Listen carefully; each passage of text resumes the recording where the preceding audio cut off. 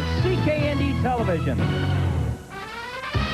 The talk of the town is the big Jets trade they made with the New York Rangers, which added toughness, grit, and character to the Jets lineup, and Mike Smith's comments said it all. Gone is Eddie Olczyk, a proven 30-goal scorer, but a player who is now joining his 4th NHL team in 9 seasons. This season, Olczyk wasn't finding the net as often, just 8 goals in 25 games and 20 points in total. In return, the Jets welcome with open arms from the bright lights of Broadway, Chris King and Ty Domi.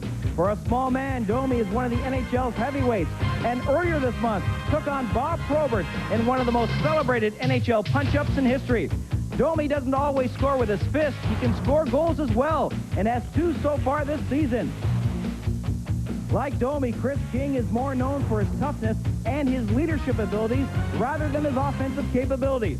But King has shown the ability to put the puck in the net. 4 goals in 13 games during the '92 Stanley Cup playoffs. And so, head coach John Paddock now has the toughness that many have said was the Jets' missing ingredient. And tonight, live on CKND, it's the new-look Jets against the Boston Bruins.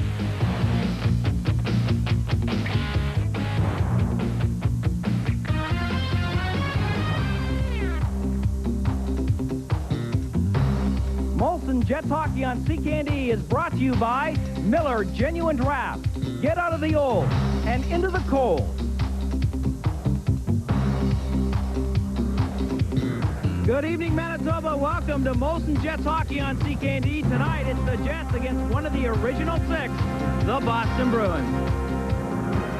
Hello, everyone. I'm Joe Pascucci. You know, it's a little ironic that as we're about to welcome in a new year, that we get our first look at the new Winnipeg Jets. And the Jets should be a different hockey team with Ty Domi and Chris King. Heading into this game with the Boston Bruins, the Jets are 2 points back of the 4th place Edmonton Oilers in the Smythe Division, and the Oilers will be playing later tonight. They are hosting the Montreal Canadiens. One of the interesting angles to tonight's game is the battle of the rookies. 2 of the hottest rookies in the NHL will see tonight, the Jets' Teemu Selanne and the Bruins' Joe Juneau. Now, that story has almost been forgotten because of the big trade. Ty Domi and Chris King acquired yesterday. They arrived in Winnipeg late last night. Domi will certainly see more ice time here with the Jets. Has only played in 12 games all season. We'll talk with Domi in our first intermission, but earlier tonight I had an opportunity to speak with Chris King about his role with the Winnipeg Jets. Well, actually, John, I haven't had a chance to sit down and actually talk about it. I found out yesterday at noon, and yesterday he was basically mostly traveling to get here, but I think they want me to continue what I did in New York. That was much of a checking role and physical type game. I'm sure they didn't get me here to do something I'm not capable of, and I'm pretty sure that taking the body and being aggressive and good in my own zone is something that they're looking for me to do. The thoughts of the newest Jet. Chris King will be wearing number 17 tonight. Ty Domi will be wearing number 20. Let's get the thoughts on tonight's game, the trade, and a lot more from the 2 men who will call the action, Bruce Buchanan and Jim Poplinski. Thanks, Joe, and good evening, everybody. Jim, want to get your thoughts on yesterday's trade. I don't think the Jets' toughness will be questioned anymore. Well, you can look at this trade in 2 ways. One, you can get to the numbers, and from a numbers point of view, I don't think anybody can argue that Olczyk has definitely got more skill and goal-scoring ability. But from a chemistry point of view, something that I think Winnipeg can certainly improve upon, this trade looks pretty good as far as I'm concerned. New Bruins coach Brian Sutter seems to have the chemistry working in Boston, has the Bruins in a first-place race with the Nordique and Canadiens in the Adams division, doing a fine job. And 2 of the big reasons are Adam Oates and Joe Juneau. Adam Oates is a great playmaker. Joey Juneau has got the ability to convert what Oates does. Oates has got 38 assists. Lots of teams have a combined total of centermen that don't have those kinds of numbers. Juneau, who led the Canadian team to a silver medal as their leading scorers, continued to do this throughout this National Hockey League season, and that's one of the reasons that the Boston Bruins will challenge the Montreal Canadiens this year in the Adams. Third member of the unit is Dmitry Kvartalnov, and he's also a pretty good hockey player and one to watch tonight. No question about it. Some great skill, a little bit different Boston Bruin team, more speed, more agility, more passing, more quickness, not as much grinding, but one thing you can count on with Brian Sutter is a great work ethic and 60 minutes of hard play. But of course, the main topic of conversation today was yesterday's deal, and with more reaction, here's Joe. Thanks very much, Bruce. Joining me now, the head coach of the Winnipeg Jets, John Paddock. And John, first of all, what does this trade give you? Does it give you the toughness? Does it make all your players an inch taller and 10 pounds heavier?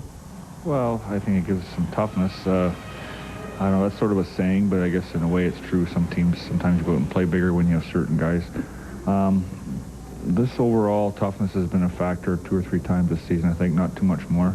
But we have been tired of seeing Tamo get abused beyond the rules. So I think this gives us a dimension that we have been missing. Was this a trade that was forced upon this hockey club because of the fact the referees weren't calling it as tight as they were earlier in the season? Nothing to do with how the referees call it at all. I don't think they've changed one bit from the start of the season. And I personally think there should be hold-ups. I think there should be some interference because otherwise guys get run through the boards.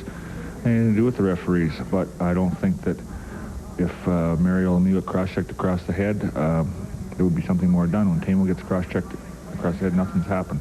So those are things that they've always been called, or sometimes they're missed or whatever. So it has nothing to do with the new rules. I think the new rules, I think the referees have refereed the games fine. Is this the final ingredient in the soup for the Jets, or do you still have some things to add to the pot?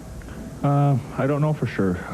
We still have some players that haven't played up their potential, or certain positions that haven't played up their potential. I guess we'll see how this goes, but, you know, we might very possibly could miss Eddie's goals. He wasn't scoring a lot, but he's a goal scorer, so we certainly got to have some production out of, continued production of Davidoff, some more production of Thomas. Hopefully that Keith keeps going along with Alex and Tamo, and we should have enough goals. John Paddock, thank you very much. Good luck in tonight's game. Thank you. And we'll have the opening face-off, the game between the Winnipeg Jets and the Boston Bruins, coming up on your Molson Jets telecast right after this.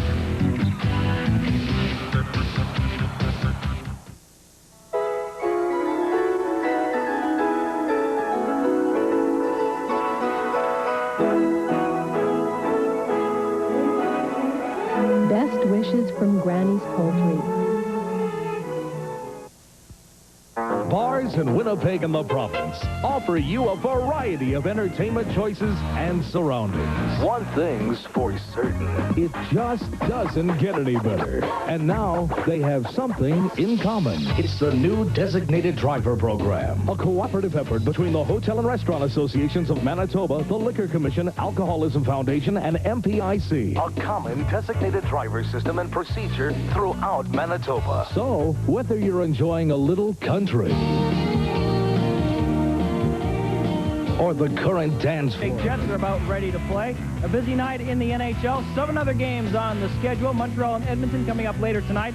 The Islanders leading Toronto 1-0 in the second. Chicago out in front of Detroit 4-0. That is in the second. And the Rangers and Washington tied at 1 in the second. And let's go to the Canadian National Anthem.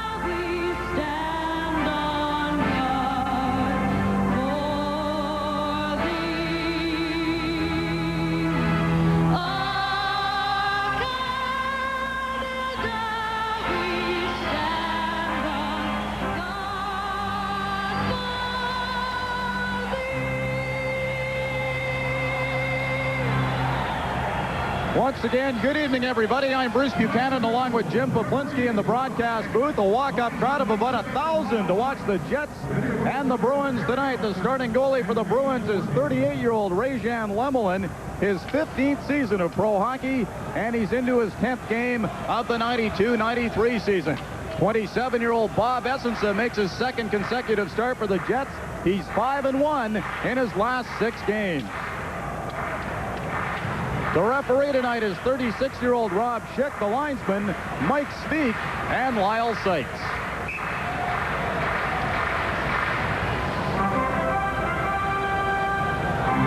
Jamnoff and Juneau to face off at center. First period is underway. Wesley to Ray Bork. Solani, Jamnoff, and Shannon the forward line for the Jets. Wesley stick handles to center. Bork slaps it in off the arm of Essensa. Bortalnoff in the corner for Adam Oates, the top offensive unit on the ice for the Bruins. Bortalnoff put it through the slot. Here's Juneau with Newman and all over him. Bork in from the point. His backhander went wide. Jamnoff to Solani, and he rolls it to center ice. Wesley off the boards, picked off by Solani. Into the Bruins zone. He's pinned on the boards by Wesley. Juneau, lead pass for Bortalnoff. Ulanoff back on defense for the Jets. Hands it off to Oates. Slap shot and a stick save by Essensa. And Ulanoff clears it for the Jets.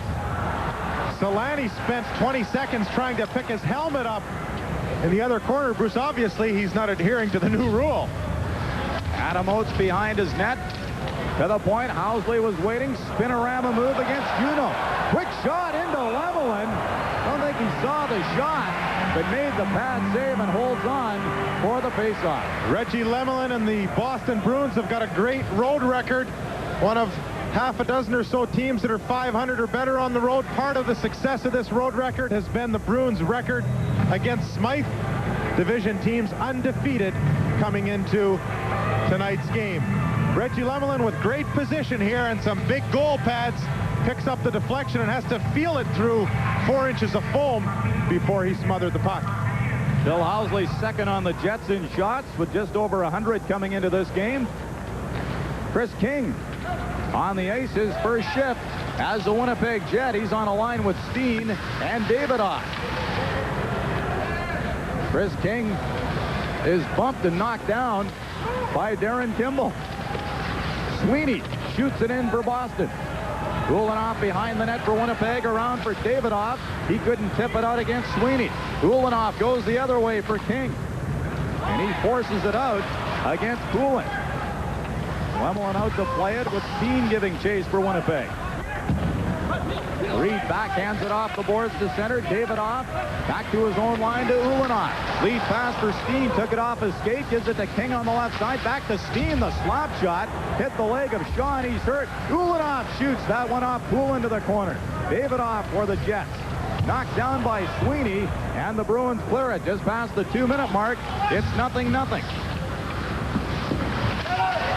Sweeney bumped at center. Here's Tkachuk coming off a strong game right into the backhand, and he was poke-checked neatly by Rajan Lemelin. Brent Hughes, the former Jet, a penalty behind the play, but Keith Tkachuk very nearly gave the Jets a 1-0 lead. And Tkachuk was fortunate he didn't get a roughing penalty right after this breakaway. Watch how he jumps up the middle right here with speed.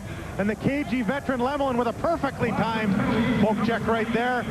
As Leach put the grip on Tkachuk, he threw the left hand. Unfortunately for Tkachuk, Schick had already called a penalty on Murphy for slashing. Look at that poke check by Rajan Lemelin. A perfectly timed poke check to rob Tkachuk on the breakaway. Gord Murphy with a slashing penalty. This guy, Bruce, pay attention when he's on the blue line. Not very many pucks get by him, whether he's batting them out of the air or taking them off the glass. Very impressive defenseman. Tkachuk with some great scoring against Minnesota a few nights ago. He seems to have broken out of what was a bit of a slump. And also, as you noticed in the warm-up, wearing the A, a 20-year-old, that tells you where the future of the Winnipeg Jets is considered to be from their coaching and general manager staff, I'm sure. Jets seem to solve their power play woes on Sunday. 3 for 8 against the North Stars. Here's Solani. Off the skate of Shannon came to Olesen. They want him to shoot the puck more. Housley through the slot. Jamnoff back to Olesen, fakes the shot to Jamnoff. Shannon standing in front of the net, gets on a power play. Shannon trying to set up Solani. Ford couldn't clear it for Boston. Jamnoff to Housley to Olesen, right point. Jamnoff, side of the net for Shannon, let it go to Solani in the corner. Jets with control in the Bruin zone. Shannon behind the net. Put it on Bork's stick, and the veteran defenseman who turned 32 yesterday rolls the puck down the ice. Ray Bourque with a nice backhand. If you're clearing on the backhand, particularly when you're killing a penalty, you want to make sure it gets over the pointman. If it doesn't, you find yourself in big trouble. Olesen to the acting captain Housley. Soft pass, Solani, ripped one just wide. And Reed pokes it out for Boston. Winnipeg's power play has generated more scoring opportunities than in the last few games. As you mentioned, they had great success against Minnesota. I thought in the previous games in Minnesota and against Calgary here on the 23rd, there was a lot more scoring opportunities created, even though goals weren't counted for. Here's Steen to Tkachuk in front for Borsato. Backhand level in the save. And he holds it. Borsato with some great speed and an ability to go to the net. Watch how he times it perfectly, something the Jets have worked on in practice. You have to do it 5-on-5 as well. Borsato right in there, and if not for Lemelin spreading out and watching the play, this could have resulted in a goal. Borsato starting to put some numbers on the board. Had an injury to his hand and is just nicely back, and I'm sure starting to feel more in game shape. When you're hurt, no matter how much you work out, you can't get feeling into game shape until you put a few under your belt. 25 seconds left in the power play. Bourque hit the linesman. Seitz trying to clear it, but the Bruins did get it down ice. Housley for Winnipeg to Thomas Steen. Nice move at the blue line. Steen to Newman and scores!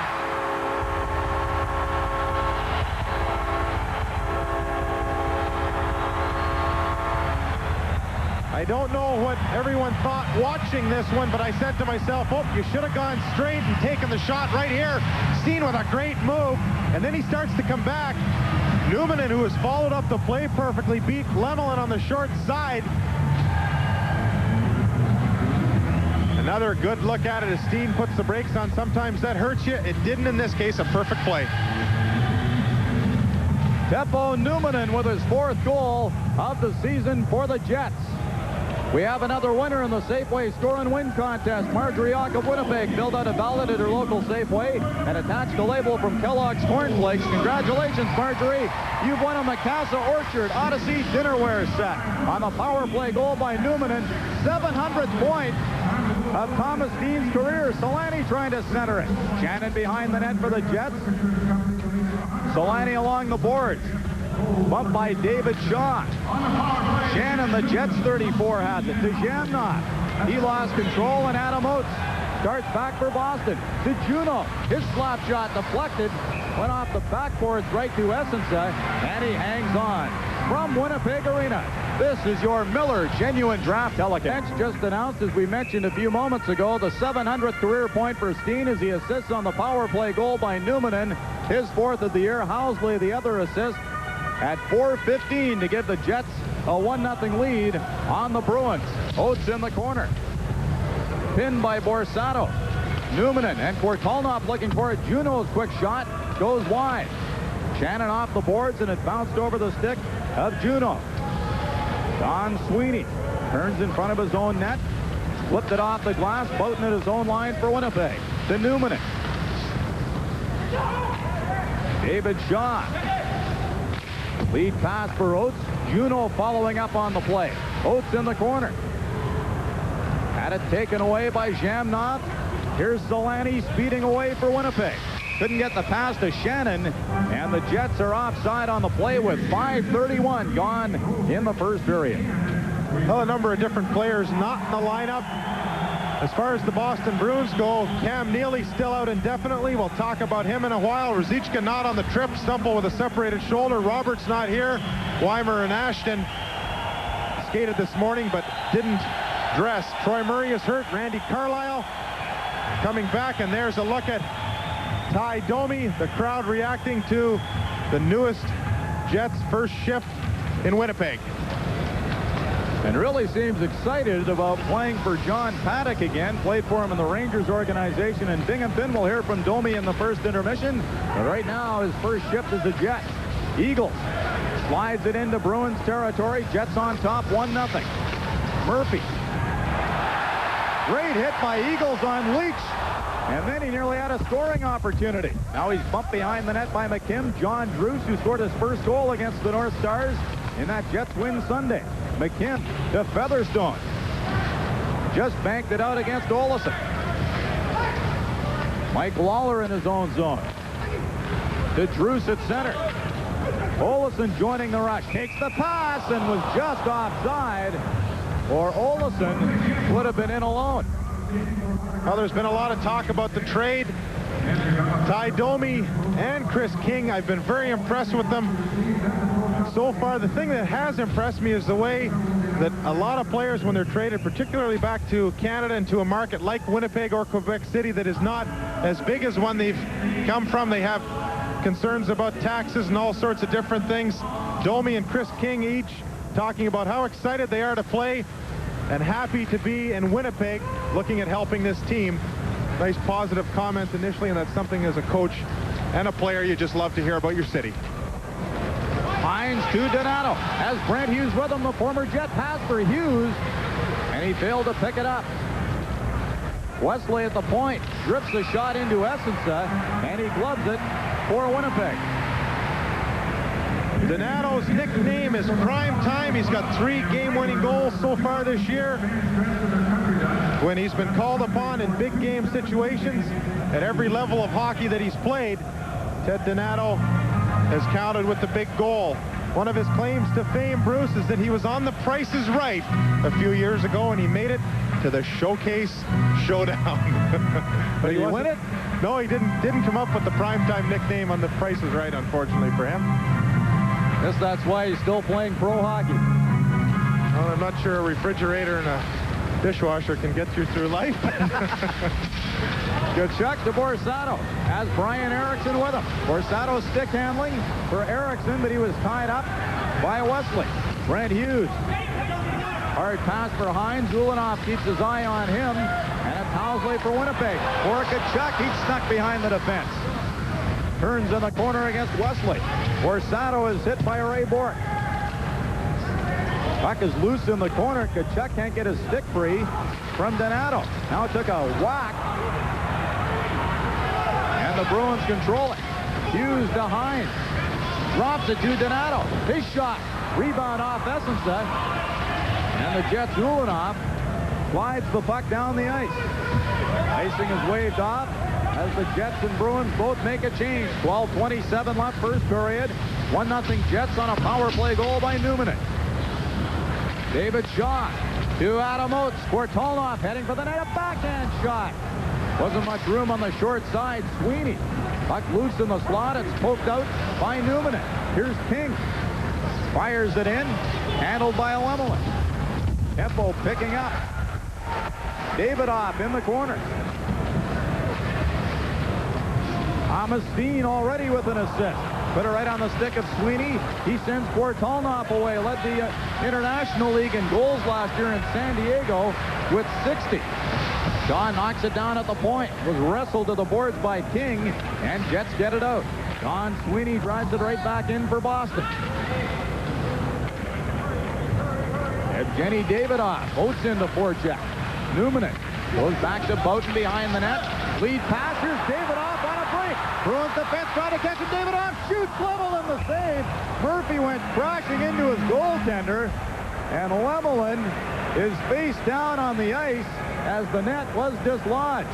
Reggie Lemelin went right against the net with his entire back exposed as Murphy slid to strip the puck from Davidoff. Reggie initially put his hand back as soon as he got organized. Here's a look, a perfect pass, and Davidoff trying to get a little bit of room right here. Murphy dives, and watch Lemelin's back hit the post. Boom, right there. A jolt that hit directly in the middle of Reggie Lemelin's back. No padding there, and he's certainly feeling the effects of that. To his feet, doing a couple of stretches. The stretches back that was hyperextended in reverse. Here's another look as Davidoff tries to open up a little bit of room. Does a good job in getting the shot away, and Lemelin, concerned about the puck initially and his body secondly, pays the price for that. Andy Moog obviously knows the kind of pain that Reggie Lemelin can endure. He didn't look too worried about having to go in the net, even though Lemelin took a real blow to his back. Jets win the face-off. Olsen a slap shot, and Lemelin made a good stop. Jets keep it in. Jamnok trying to go to the net, now behind the goal. Tried to center it, but it hit the stick of Lemelin. Bort's pass. Bounced off Solani. Glenn Wesley just missed a check from Solani. And then McKim is dropped by Jamnok. And Leach is in to say something to Jamnok. Andy McKim getting called up from the minors. Ends up getting jolted by Jamnov. McKim a little bit off balance as Jamnov took him to the boards. Just before that, Andy McKim had done a good job in stopping Jamnov from coming out front. As I mentioned, just called up from Providence. This guy's a tough little customer. He had all of his front teeth knocked out last January while playing for Salt Lake. Didn't miss a shift. Ended up having to have his jaw wired shut for 6 weeks without any teeth in place. He said he wasn't too popular with a lot of new people that he met, but he managed to overcome that. And now he's got a full smile, but the same sort of gritty attitude that Boston and a lot of other teams have come to admire in players. After all that, a body check won't bother him. The Bruins dump it in. Ulanoff flops it around the boards for Shannon. McKim ran into him. Lead pass for Solani. Jets looking for that breakaway pass here in the first, and this time they are called for icing. On October 11th, 1979, this guy played his first National Hockey League game at the Winnipeg Arena, and on that same date, he scored his first goal, one of the 1,043 points that are currently in front of us all. Ray Bourque, a great player, great in traffic, finesse, body checking, passing. He can do it all. And he has, without doubt, made a tremendous contribution to the Boston Bruins. 13 consecutive years he's been on either the first or second All-Star team. What a record. Housley to Borsato. He scoops it into the Bruins zone. Drews in the corner with Poulin. Eagles side of the net. Bourque after him. Dumps it into the corner. Housley pinching in from the point. Puck squirts free to Bourque. Off Domi's shin pad. Ulanoff for Winnipeg. Kimball also on the ice. The Bruins tough guy. Bruce picks it up. Has Domi on the right side. Centers it. Domi scores!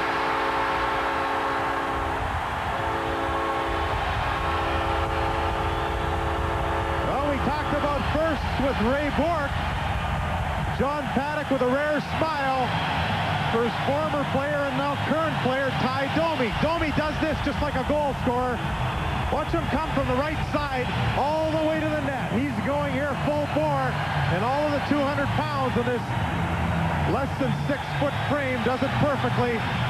Standing ovation for Ty Domi.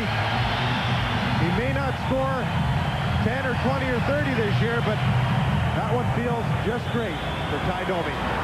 Ty Domi with a big smile on his face. Mrs. E. Policelli of Winnipeg is the next winner in the Safeway Score and Win contest by attaching a proof of purchase from Maxwell House Instant Coffee to a ballot provided by our local Safeway. Mrs. Policelli has won a General Electric microwave oven.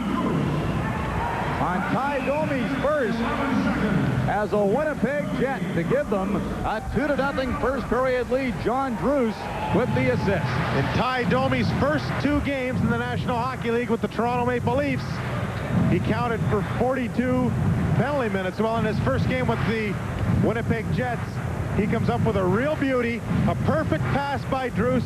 I believe he picked that one out of the air, Bruce. Domi demonstrating some good hand-eye coordination and a nose for the net as well. He'll remember this goal for years to come. Went down the bench for some high fives after scoring. And Solani looked at him and said, no, 1 second. I didn't know that this was part of the bargain, but I'll take it. Newman into Darren Shannon. Bruins keep it in momentarily. Now comes to Jamnov. He's behind the defense. Has a breakaway. Jamnov scores!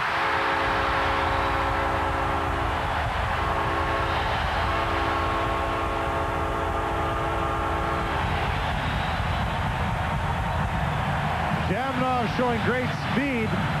Watch how he gets behind all the Boston Bruins. This has happened a few times tonight. Jamnov with tremendous speed as the puck gets turned over. Shannon didn't get it out. A bit of a broken play, and as Jamnov comes back, he finds himself in a great position. This move doesn't generally work with some real quick hands, though, and a lot of shifts. Lemelin gets confused, and Jamnov puts it by him. And the Bruins are taking their time out as the Jets have jumped to a 3-0 lead. Mrs. Nancy Ellenbaugh of Winnipeg is the next winner in the Safeway Score and Win contest. Nancy filled out a ballot at her local Safeway and attached a label from Sunright Blue Label Apple Juice. As a result, Nancy has won the Best of TFL. Brian Sutter and Tom McVie have convened a meeting at the Bruins bench. It's 3-0 Jets just past the midway mark of the first. Jamnov with his 8th goal. Watch how many moves he makes here. The stick back and forth. Reggie Lemelin, not knowing whether he was going to shoot, go forehand or backhand, didn't cover as much net as he would have liked. And that ended up resulting in the 3-0 Winnipeg lead. Jamnov's 8th from Shannon and Newman in at 10:37. Don't forget the Jets jumped out to a 5-0 lead against the North Stars on Sunday, and they're out to a 3-0 lead on the Bruins here tonight. Boston had a 5-2 lead in their last game against the New York Rangers, and in the last 7 minutes of the third, the Rangers came back to beat them 6-5. They'd like to start the same sort of process now on the Jets. Joe Juneau behind the net, watched by Darren Shannon. Murphy came back for the puck. To Glenn Featherstone, missed most of last season with a back injury. The former St. Louis Blues, Jamnov to Solani. Made a move and was checked by Quartalnok. Newman hooks it by Murphy and took a punch from the Bruins defenseman, and I think he's getting a penalty. Roughing will be the call on Murphy from Rob. Drive your car. When you get a little older, sweetheart. When I'm as old as you? Oh, a little sooner than that. Grandpa, have we always had our cars in Steinbach? Of course, honey. For over 40 years now, we can always count on good old-fashioned value. What's value? I'll explain that when you get your first car. Okay. Grandpa, I love you. I love you too, honey. A tradition of value for generations. Gordon Murphy takes 2 minutes for roughing. Let's have a look and see if you'd call it that way as well. A bit of a push and a shove, but kind of even to me. Nonetheless, Schick right on top of things, assesses the Boston the second penalty and the second to Murphy. Gives the Jets their second power play chance. Jets 1-for-1 with the man advantage. Thomas Steen, side of the net for Kachuk, back to Steen. To Olofsson, setting up, slap shot, and that's kicked away by Lemelin. Kachuk behind the goal. To Davidoff. Back to Kachuk. To Olofsson, slap shot. Lemelin the save. Kachuk on the rebound. Backhand was stopped in traffic. Olofsson hustles in from the point. Kachuk to Steen in the corner. Back for Olofsson. Wrist shot off the chest protector of Lemelin and slapped out by Ray Bourque. Olofsson with a couple of shots in this power play already. It's exactly what John Paddock wants him to do more of. Shoot the puck. Bill Hauser Housley drew an assist on the second Jets goal, scored by Ty Domi. And here's Housley with the puck to Jamnov. 1 minute in the Jets power play. Jamnov dropped it. Nobody at the left point. Hines coming off a 2-goal effort in New York City. Shannon takes a hit along the board. Jamnov loves it to the corner. For Davidoff, Sweeney intercepts off the glass. Housley for Winnipeg. Sweeney gets to the puck and dumps it to center. Newman to Housley. Donato stays with him as Housley couldn't get free from Ted Donato. Solani slides it in. Lemelin out to play it. Bounces to Newman at the point. Across to Solani. Adam Oates takes over for Boston. 15 seconds left in the penalty to Murphy as Oates picks some seconds off the penalty clock. Ray Bork behind the net. Comes dangerously in front and now fires it off the glass to center. Hit the linesman's feet. Oates picks it up for Boston. Has Reed going to the net. Puck loose in front, and it's chopped away by Housley to Shannon to Jamnov. Solani streaking down the left side. Drop pass to Housley, moving in, shoots, and he fired it over top of the net. Solani shoots. That bounced off a leg wide. David Shaw for Boston dumps it down the ice, and the penalty is over to Murphy. Mike Lawler, 6:20 to play first period, 3-0 Jets.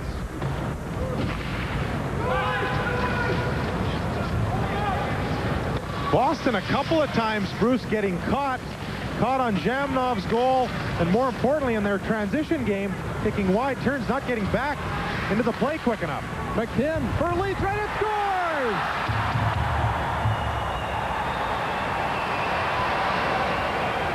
They got into the play quick enough on this one. Leach, who has proven to be a solid two-way player after a trade between Washington and the Bruins that sent Randy Burridge to Washington. Take a look there as he comes in a little bit late. It's always nice when you can drive deep, one person to the net, and the third guy comes with nobody on him. A backhand that Essensa gets caught going the wrong way on. And Leach ends up getting Boston on the board. Steve Leach had 31 goals last season. That's his 13th of 92-93. And the Bruins are on the board, drilling 3-1.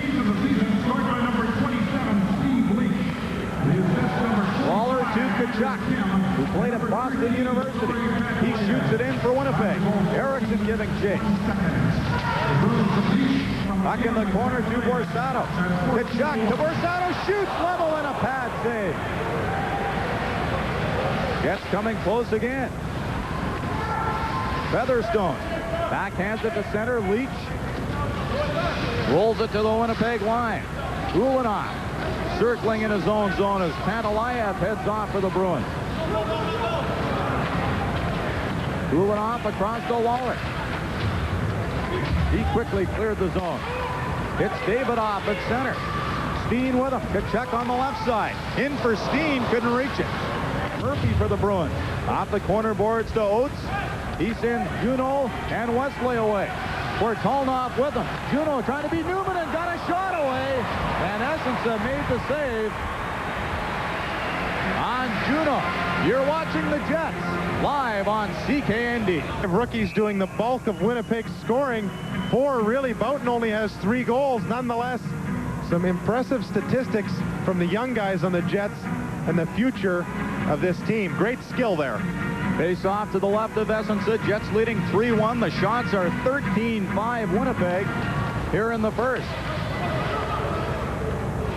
Here's one of those rookies Jim was talking about. Boughton around for Shannon. And the puck comes out to center. Ray Bork to Glenn Wesley, who missed 11 games with a foot injury. His 3rd game back for Boston. Jamnov forechecking for Winnipeg. Shannon along the boards to Newman. To Jamnov. Solani goes to the net. To Newman. The slop shot kicked away by Lemelin. Boughton showing some soccer skill as he kicked it to Solani. Bruins defense recovered. And it's Wesley starting out. To Adam Oates. Tied for 3rd in the NHL scoring race. Had it swept away by Solani. Don Sweeney's shot. That's kicked aside by Essences. Sweeney again for Boston. To the front of the net, and Jamnoff backhands it out. 3:50 to play first period. Jets have a 2-goal lead. Dave Shaw on the attack. Centers it. Juneau's shot was blocked by Boughton. Juneau again. Lost control of it. Jamnoff for Winnipeg. Pass too far ahead for Chris King.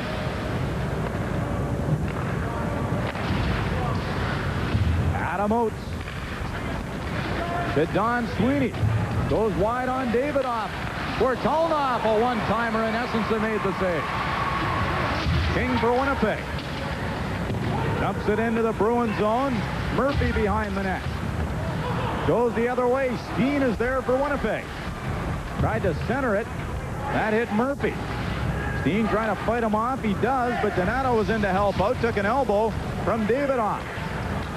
Don Sweeney trying to use the glass as he was dumped by King, and the puck went into the seats. Now for what's coming up in our first intermission, we hear from Joe Pascucci. Thank you very much, Bruce. I'll be talking with the newest Jet, Ty Domi. We'll also profile the Jets' Keith Tkachuk and have highlights of the game between the Rangers and Capitals and the Hawks and Wings. See that, Jim? We tell Ty is going to be on in our first intermission, and he scores a goal. Things keep going like that, he might end up coming up here all the time. Face off to the left of Lemelin. 2:59 to play first period. Jets 3 and the Bruins 1.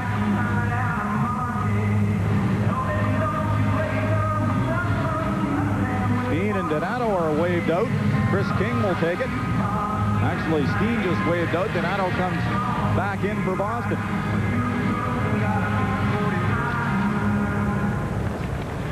Gord Murphy behind his net for Hines. Bruins couldn't clear it. Featherstone deep in his own zone, scoops it out. Ulanoff for the Jets. Pass up the middle to Steen. He was forced back. To Housley at center. Rink wide pass to King. Into the Bruins zone. Taken to the boards by Murphy. Brent Hughes to Featherstone. Donato at center. Shoots it into Jets territory. Ulanoff with Hines trying to forecheck. Ulanoff played it back to Housley. Good move on Donato. And he leads the Jets up. Pass on the right side for Borsato. He was held up by Panalaya. Wesley looking for Hines. And the puck came out. Lawler at his own line for Winnipeg. Up to the Bruins line. Tries to go in after it. Eagles took a run at Bork. And Eagles will get a penalty here late in the first period. And charging the call from Rob Schick. Mike Eagles left his feet on this body check. Watch where he comes into your picture right here. Leaves his feet. Definitely a penalty. Rob Schick with a perfect angle on it. He's seeing right where our camera was. When he sees the feet leave the ice, he's calling a penalty on 36. Boston, the great opportunity. 1 minute and 51 seconds remaining in the first period. And the Bruins scratching back here.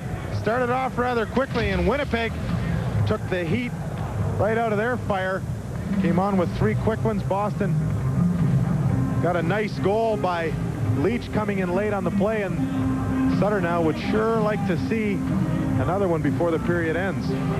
Brian Sutter's power play, the Bruins power play 13th in the NHL. The Jets doing a good job in penalty killing. They're 4th in the league. Bruins were 1 for 6 in their last game against the Rangers.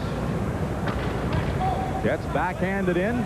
1:40 left in the first period. 1:50 in the penalty to Eagles, so it will carry over if the Bruins don't score here late in the first. Wesley got as far as the line. Newmanen couldn't clear it. Bortolnoff looking for Oates. They put it in deep. Boughton for Winnipeg. Off the boards and down the ice. The Bruins have Oates, Bortolnoff, and Juneau up front. Bork and Wesley on the point. Bork, the captain, to Adam Oates. Former Blue and Red Wing slops it in as Boughton had him lined up. Bork off the boards, knocked down by Borsato. He brings it to center, and slides it in. Less than a minute to go in the first period. Jets change their penalty killers. And out comes Ray Bourque for the Bruins. Fires it in.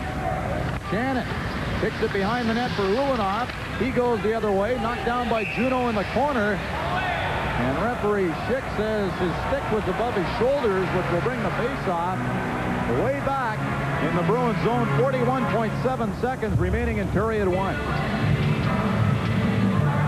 Winnipeg has had some absolutely outstanding penalty killing of late. Check that one out over the last 5 games. Over the last 10 games, they're 48 for 51, works out at 94% efficiency in their favor, and that's the reason that overall in the National Hockey League, the Winnipeg Jets have moved up to 4th best in the league when it comes to penalty killing. Ray Bourque is very effective, something the Jets have tried to get their defensemen to do more in the power play is shoot the puck. If you want to see what that translates into, take a look at Ray Bourque's statistics. 137 shots, that results not only in goals, but assists due to rebounds and scoring opportunities galore. Face off to the right of Lemelin. Oates and Borsato won by the Jets. Numanen at the point, backhands it behind the goal. And the Jets will try and hem the Bruins in the last 32 seconds. Adam Oates across the Jet line, left it for McKim. His shot. Leach parked on the north step. Oates behind the net. Into the corner for McKim, who's lost a glove. To Bourque at the point, fakes the shot. Back in the corner, McKim was picking up his glove, and Numanen trying to clear it, but Bourque hustled over. Here's McKim moving for the net. Leach couldn't tip it. Shannon for Winnipeg. Off the board for Borsato. 5 seconds in the period. Borsato takes a look. He's by himself. Cuts to the slot. Couldn't get a shot away. And the first period comes to an end. The Boston Bruins have been a very gritty team over 60 minutes for every game so far this year. The Winnipeg Jets showing a great start of their own. And although they were outplayed in the initial 60 seconds of the first period, boy, they sure came on and have dominated. 15-7 in that first period, outscoring them 3-1, and one of the 3 Jet goals scored by my first intermission guest, Ty Domi. And Ty, welcome to Winnipeg. And you know, the great ones have timing, and that goal in the first period, certainly that, timing. Well, it was, and Johnny Drews made a great pass, and I was just going on net, and he put it around my stick and directed it in. You couldn't have asked for a better opening to your appearance here in Winnipeg than scoring on your first or second shift. Well, it's just great to contribute, and you know, it feels good to be playing again and helping the team. Okay, what about your thoughts to the trade? I know that today you weren't too pleased with one of the headlines in the papers calling yourself and Chris King goons. Well, I think that's a pretty strong word, is goon, but I guess I've had a label since my career started, and you know, it's hard to shake it, and you know, I got to deal with things, and I was in the biggest media capital in the world in New York, and but they never came out on the front page and never said goon, so what am I in for here? But you know, I'm really excited to be here, and you know, a great bunch of guys, and I just want to help the team win. What has John Paddock told you, or has he spoken to you yet? He's spoken to me several times, and you know, he just wants me to play my game, go up and down, and work on my game. And I haven't played in a long time, you know, so it's an adjustment for me out there. And you know, that one goal there, the goal they scored, I should have had my man, and I kind of let him go. And you know, it was my fault on that goal, and thank God I got a goal. But you know, it's just you know, playing as ice time is confidence, and confidence is pretty much the whole game. And if I can get my confidence, I can help this team. You're certainly going to get a lot of ice time here. I noticed that after you scored the goal, the first player off the bench to congratulate you was Timo Solani. Oh, he's a great guy. You know, he's really happy, and you know, I'm here to help all these guys, and they know that, and it's a great feeling when they're happy for me. Okay, Ty Domi, good luck the rest of the game. Good luck the rest of your career as a Winnipeg Jet, and congratulations on your first goal in the first period. Thank you very much. All right, the Jets' Ty Domi. Coming up next, we're going to feature another one of the Jet rookies, Keith Tkachuk.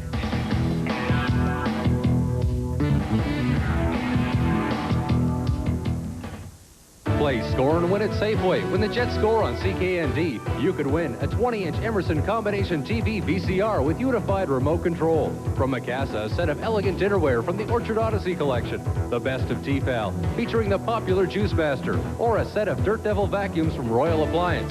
At the end of each game, we will award a Canadian Holidays vacation for two to Walt Disney World Resort. To enter, fill out a ballot at Safeway and watch the Jets on CKND. Score and win. Another reason we're today's better way. I like to think I'm a pretty smart businessman. But running the business all day and doing the accounting at night wasn't working out for me or the company. Now I let a certified general accountant look after all my financial matters. He's got the accounting expertise and the computer training I really needed. And that gives me time for the really important business in life. Certified General Accountants, wherever sound financial decisions are made. You know who's got it, don't you? Take advantage of Manitoba's largest selection of Pontiacs, Asunas, Buicks, and GMC trucks. True extra savings are being passed on to you as the remaining 92s are priced to sell. Come in and see us today. You've got only one place to cash in on the savings. You got it. All the best of the season from Park Pontiac.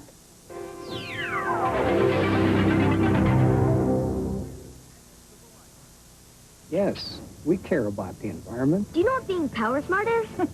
Well, I'm not going to freeze. Look, show us a way that doesn't change our life. Being power smart is easy. A set-back thermostat for your furnace lets you save energy while you're asleep or when you're not at home. And they can be programmed to come back on just before you wake. We can all do it without changing the way we live. That is easy. Come on, Manitoba! Do your part. Be power smart. And welcome back to the Winnipeg Arena. One of the Jets really looking forward to tonight's game was Keith Tkachuk. That's because he's a Massachusetts native. His favorite team is the Boston Bruins, and boy, he would have loved to have scored in the first period. Tkachuk joined the Jets. He became an instant favorite of the fans. And that's because the 20-year-old native of Melrose, Massachusetts, doesn't shy away from physical contact. Still a rookie, Tkachuk has had the usual ups and downs. You're touted as a tenacious player. You have to do it every game, and 84 games is a lot of games, and it's just all mental. You have to prepare yourself every game to do your job, and you know, whatever it takes, you have to do. And the type of player I am, I have to be tenacious in order to be successful. Growing up 5 minutes away from Boston, it was only natural that Tkachuk be a big Bruins fan. I always wanted to go to the games, and it was always on TV, so I got a chance to watch it, and you know, I became a big Bruins fan, you know, all through high school, in college. Even when I was drafted by Winnipeg, I was still a Bruins fan, but now that's kind of fading away for what, you know, for what reason, I have no idea. And Tkachuk's favorite player? Cam Neely, of course. He would be a crasher, a banger. He could score. He did everything, and, you know, it really took a tone on how I play, and, you know, I mean, if I keep playing that, you know, I'll be here, and that's what got me here, and so I just gotta keep doing that. Tkachuk was still in high school when the Jets made him their first-round pick in the 1990 entry draft, and he did have to look on a map to find where Winnipeg was. You know, a lot of people don't have much to say about Winnipeg, but, you know, I don't think they've been here and experienced what it's like, and, you know, it's a small city, the people are great, they love hockey, and, you know, it's exciting to play under. It's a good situation. I'm far away from home. It's good and bad, you know. I don't get a chance to see my family. But it's good to be on my own, you know, really mature. I'm only 20 years old, so, you know, it's good to get on your own. Like many of his teammates, Tkachuk has plenty of international hockey experience. He played in the Olympics and in 2 World Junior Championships. Even though the Americans fell just short of an Olympic medal, the experience was worth it. It was the best thing, you know, everything, I mean, just in Albertville, it was my family was over there. You know, you don't realize it until, you know, you come back and everybody says, oh my God, I seen you on TV in the Olympics. We did so well, and well, we finished 4th. It was fun, but it was disappointing also. No disappointment for Tkachuk at last year's World Junior Championship as he captained the U.S. team to a bronze medal, and he saved his best game for Canada. That was a big game for us last year in the World Juniors. We beat him, and we went on to a bronze medal, and you know, it was fun to beat Eric Lindros and you know, some of the other guys. They had some big players, and it was a lot of fun. And so was going to see his father at work. Tkachuk's dad is a fireman in Boston, and recently Keith was given a tour of Winnipeg Fire Station number 1. Are your trucks in Boston like this? Or do you have Yeah, I get the front isn't as big. There's no front like that. It's just down. Yeah, just like this. Every kid's dream is wanting to be like their father, and I always used to be excited going over to see him, picking him up or whatever, and it was fun going on the fire nights. I always wanted to go over there. We've got our old ladder just for a ladder that extended straight up, and that's how back in Boston. Yeah. Pretty simple. But guys that go in there, they've got to wear, they've got harnesses to wear, and they're strapped there. And maybe when my career's over, I can be a fireman. Back in Boston, though, a little too cold here. Definitely no argument here. Coming up next on Molson Jets Hockey, we'll have the complete rundown. Breakfast, high in protein. It's on now, the main event. Multitech's biggest sale event of the year, with prices slashed on electronics in our 49 stores across Canada. These prices are unbelievable. The Emerson Compact CD player with programmable memory, $79. The RCA VCR with remote, $198. And the Toshiba 28-inch stereo monitor with remote, $598. Look for Multitech's main event ad in your newspaper and make it your main shopping event of the year. Keystone Ford is closing the books on 92 with the best deals of the year. Bob Kosminski says, sell everything! That means buy any new car or truck and your down payment is zero. Your monthly payment is zero, and your interest paid is zero till next spring. Escorts, Tempos, Taurus, Aerostar, and Explorers. Every new car and truck in our lot, all with zero down, zero payments, and zero interest paid till spring. Plus, when we make a deal, we'll pay off your trade regardless of what you owe. Get the best deals during the final days of 92. Rush to Keystone Ford today. On the Reimer Express out-of-town scoreboard, Montreal and Edmonton just about to get underway. We'll be keeping a close eye on that one. Elsewhere in the NHL tonight, Chicago way out in front of Detroit 5-2. Gene Principe back at our CKND studios has the highlight. Eddie Olczyk not in the Rangers lineup tonight. Adam Graves, however, always in the spirit of giving. Asked Dmitry Kristich. Rangers up 1-0 when Bobby Carpenter ties this one at 1 after 20 minutes of play. Second period, Rangers retake the lead on a rebound. Doug Waite puts it home to make it 2-1.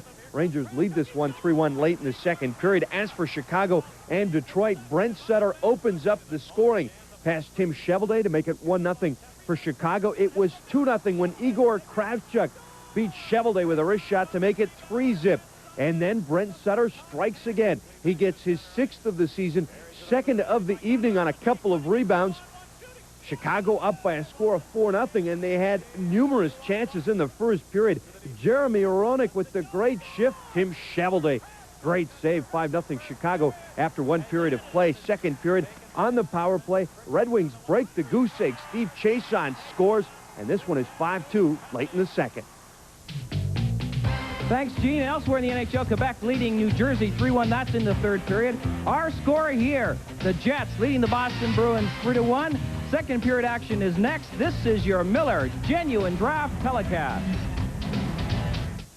For 4 days only, Future Shop Discount Superstores is holding over at all its giant superstore locations their biggest Boxing Day sale ever. Future Shop has over $50 million of brand name audio, video, computers, and appliances. And right now, you can save up to 80%. At Future Shop, you get the absolute lowest prices on the best selection of brand name products. Plus, total satisfaction or your money back. Hurry down to the biggest Boxing Day sale ever and save up to 80%. Sale ends Wednesday. Don't miss it. Celebration 93. $25 million in prizes.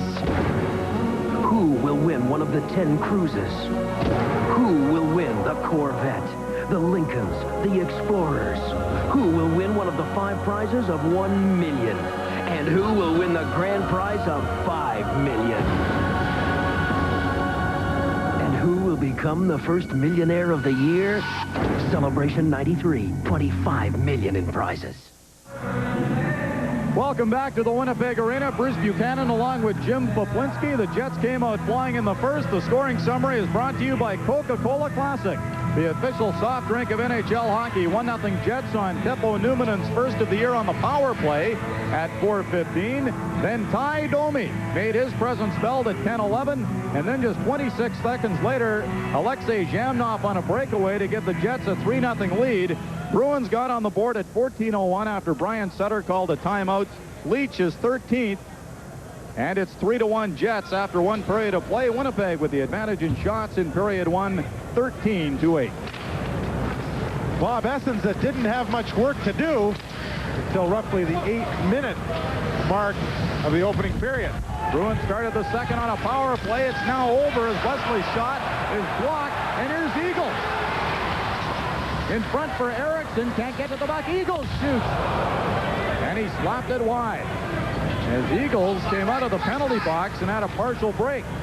Bortolnoff drops it to Oates. In front to Bort. Essens it down to make the save. Juneau side of the net. Bortolnoff. Ripped one. Went off the post and out of play. Can't believe he didn't score. A real nifty little pass that started with Adam Oates. Got the puck down deep, and Bork left it right here for Juneau. As Kartelnov was coming in, he had nothing but net. Essens covered his share. The puck went off the post, and the score remains the same. Bortolnoff shaking his head. What an opportunity for the Bruins to close to within one. They don't. It's still 3-1 Winnipeg. Sweeney shooting it in. Teppo Newman in for Winnipeg. A goal in the first with his 4th of the year, but first on the man advantage. Solani was grabbed by Sweeney. Darren Shannon in the corner. Pushed to the boards by Shaw. Bortolnoff for Boston. With Juneau and Oates. Had it swept off his stick by Boughton. Juneau in the corner.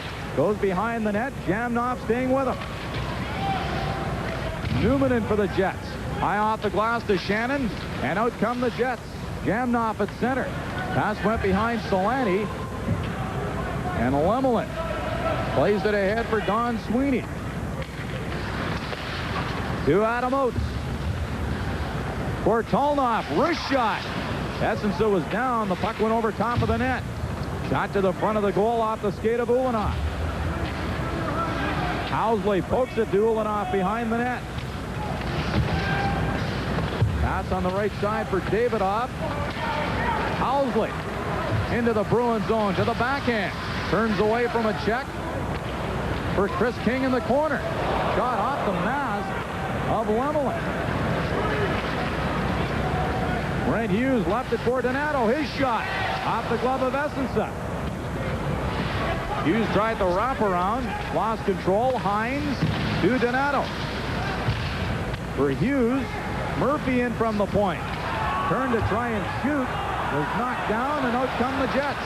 King to Davidoff. Has Housley with him. Davidoff looking around to the backhand. Lemelin down. And Murphy got across to make the play as Housley took the shot on the short side. Davidoff pretty much had a 3-on-1. He kept hoping something was going to open up.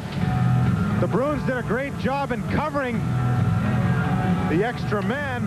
And Murphy finally came in, forgot about the puck, and simply took Davidoff out of the way. Lemelin was down to cover the shot from Housley. Davidoff has got a great wrist shot. And he perhaps should have taken it a little bit sooner, as Timo Solani has done throughout this season. Look at these numbers. Impressive on the goals front. Lindros, who missed a month with a bad knee, is the closest to him. Solani tied with Joey Juneau, and he has said if he continues this pace to break Bossy's rookie goal-scoring record. Puck behind the Boston goal. Eagles stepped into Bort. Some good collisions in the corner. Domi was involved. Ataliev to Bort. To Steve Leach. Fights off Lawler. Leach behind the net. Domi ran into him. And there's a penalty upcoming. Hooking is the call. From Winnipeg Arena, your Miller Genuine Draft Pelican. Hooking penalty behind the play. Take a look at this body check. Domi with a real beauty on Leach. Leach had to feel his body after that one, and he's still feeling the effects. When you get hit square in the chest like that, it isn't uncommon to tear the cartilage in your ribs. And let me tell you, that really smarts, and for a long time. Bruins on their second power play. They're 0 for 1. Mike Eagles sends the puck down the ice. Bruins power play with Donato, Juneau, Bork, Bortolnoff, and Oates. Bortolnoff.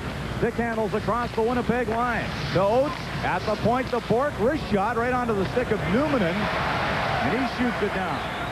The Winnipeg Jets not doing anything fancy on the penalty-killing part of the hockey game other than getting the puck down when they get the opportunity. They don't want to score goals. They want to prevent them. Bortolnoff, rink-wide pass to Adam Oates. Forced by Boughton, came to Donato at the point. Just kept it onside. Juneau to Oates into the slot. Shannon was there for Winnipeg and slides it down. 1:04 left in the penalty to John Druce. And just like anything else, when you gain confidence, you tend to get better at it. You have to always check yourself, though, that you don't get to a point where you get overconfident and do things outside of what your capabilities are. With the success that Winnipeg's had, I'm sure John Paddock has mentioned that to the penalty killers. Court to Bortolnoff. First ever Russian drafted by the Bruins. Numanen behind the net for Winnipeg. Fires it down the ice. Good job penalty killing so far by Winnipeg. 30 seconds left in this power play opportunity, with the exception of a couple of shots directed towards the net by Bork. Boston hasn't mounted much in this 2 minutes. Oates for Wesley. That was broken up by Ulanoff. And a delayed offside on the Bruins. Adam Oates scores points no matter what team he plays for, Jim. Absolutely correct. Steve Yzerman says Oates is the best passer in the National Hockey League. You probably have to take away the two guys above him. If you look at the other company that he is in, boy, oh boy, can he feather a pass. He is just great at delaying, and he seems to create open ice. When he does that, somebody jumps into the open, and the next thing you know, it's on the tape, and a scoring opportunity arises. Has a 4-game point-scoring streak heading into this one. Shooting the puck more this year, and because of that, Oates has scored more goals. 21 coming into tonight's game. Pass on the right side for Leach. He has the Bruins goal tonight. Pushed to the boards by Lawler. Ulanoff knocked off the puck. Panalayev centers up the Kim shot. Anthem for the save on McKim, who's also left shaking his head. What a chance. I thought I saw the puck rolling over the top of Essens' pad. McKim was right on the doorstep. Positions himself perfectly. And as the puck comes out, Essens really sprawls to make the save. Panalayev delivers it to him. And Essens does have to reach behind with the glove hand. Obviously a sensitive backside detected that puck, and Essens put the glove on it to get it out of harm's way. Great stop by the Jets goalie. Just 4 seconds left in the penalty. Bruins control it. Back to the point. Wesley slap shot. Fired just wide. Murphy on the other side. His shot deflected. Essens to the save. And the puck comes into the Jets goalie, who holds on. McKim pushing and shoving with Ulanoff. Oh, the Bruins didn't really threaten until the dying seconds of the power play, and then they had a couple of pretty good chances. Alan, we get back to talking about shooting the puck. McKim shooting from the doorstep earlier. Domi deflected in front of the net to get his, and Murphy right here simply drifts the puck at the net. Essens makes the stop, and then it comes back off of Ulanov's chest, and Essens once again has to cover up. He didn't have a lot of work in the first 10 or 15 minutes of the opening period, but he's been tested a little bit more in the second. The Jets have only counted for 2 shots. So far in the second, the Bruins have had 6. Puck in the corner for Leach. Jets back at full strength. Eagles pass hit a Bruins skate. Panalayev couldn't do anything. King can't get it out. Now King knocks Panalayev down. And there's more extracurricular activity after the whistle. Chris King, a role player in a lot of ways, very, very strong and committed to a disciplined style of hockey.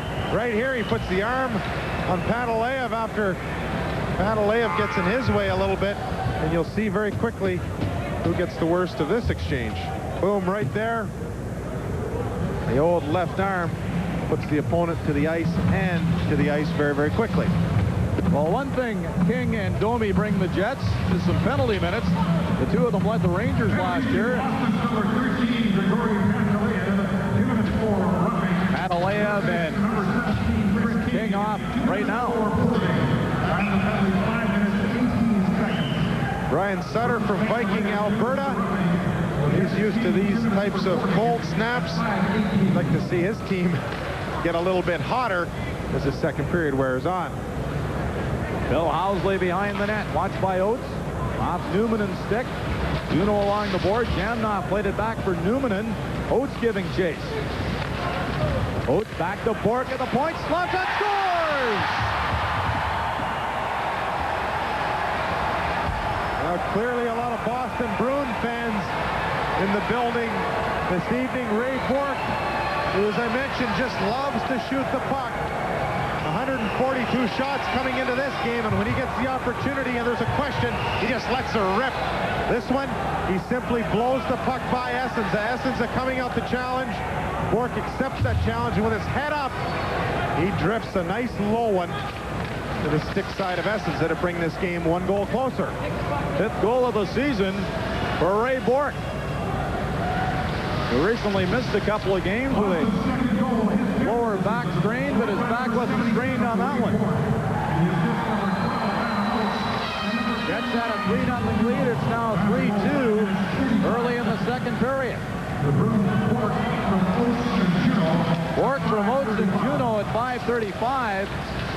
So Oates extends his point streak to 5 games. Juno, who had the other assist, couldn't get a pass across. Out come the Jets team with Davidoff. 2-on-1. Over to Davidoff. The shot and a nice stick save by Lemelin, who came sliding across to rob Davidoff. Juno was back on defense on that Jets 2-on-1. Juno controls the puck. Takes the shot at the line. Gives it to Adam Oates. He stops in the corner. Still has control. Back to Shaw at the point. His slap shot. Pad saved by Essenson. Davidoff picks it up for Winnipeg. Nearly lost the handle on it. Bill Housley. Back to Thomas Dean for Davidoff. Whacked out of the air by Shaw. Here's Poulin for Boston. Beating down the right side. Try to cut to the middle. But the Jets' Housley has it. Mike Waller. Back to Housley. To Thomas Dean. Solani now on the ice. Dean was knocked down, hooked it to the point, but Waller wasn't in position. Olesen at his own line for the Jets.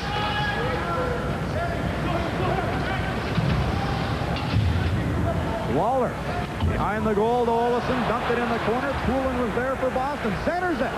And Alayev got his stick on it, went wide. Sweeney in from the point. Hops away from Solani. Behind the net. Sweeney at the point to Murphy. Traffic in front. Slop shot. Another save by Essenson. Rebound. And Essenson stopped for Kalnoff. Boston really pressing here in the second period. And Waller relieves the pressure by icing the puck. As Featherstone is back to touch it. Ray Bork has scored in the second. Bruins are within a goal at the arena.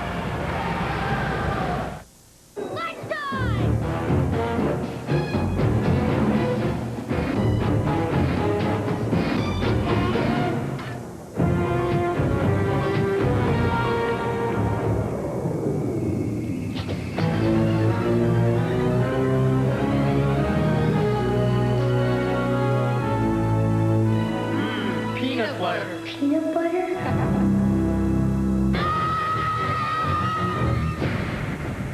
You let Domo fill your car, and you get Jump to the Pump service and an opportunity to collect one of the finest genuine stoneware collections available. The Harvest Moon Stoneware Collection. This top-quality stoneware comes in classic white to beautifully complement any decor. Each week, one of these fabulously crafted pieces will be available for only 99 cents. That's right, only 99 cents. Start your collection today. Very best price, great service too. We jump to the pump for you.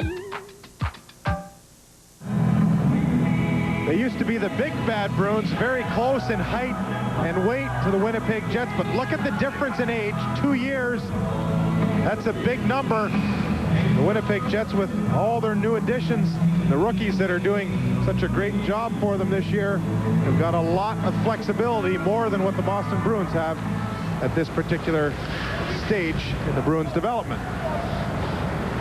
Housley sends Ulanoff away for Winnipeg. They lead 3-2. 11:55 left, second period. Hughes rubbed Ulanoff out of the play. Banks it off the board to Donato, has Hines with him. Donato carries on for Boston. Stop, side of the net. Hines picks it up. Featherstone goes for the goal, but Erickson had him tied up. Housley for the Jets. Ahead for Tkachuk. He's roughed up at center by Murphy. Borsato missed a couple of Bruins checks. Erickson into the corner, tried to center at a rolling puck, and Hines steered it away. Tkachuk went between a couple of Bruins and appears to have hurt himself. Tkachuk slowly to the Jets bench. Domi after the puck, and nearly swept it in as Lemelin had trouble controlling it. Then tried it on the wraparound, and a penalty upcoming to the Bruins. Ty Domi has been a factor offensively for the Jets in this one. Tkachuk in pain at the Jets bench. He had a couple of Bruins lined up, missed them, and ran into the boards. Brent Hughes went to hit Tkachuk earlier and caught Gord Murphy. Tkachuk thought he would return the favor to both of them right here. They split the difference, and Tkachuk caught his shoulder on the glass.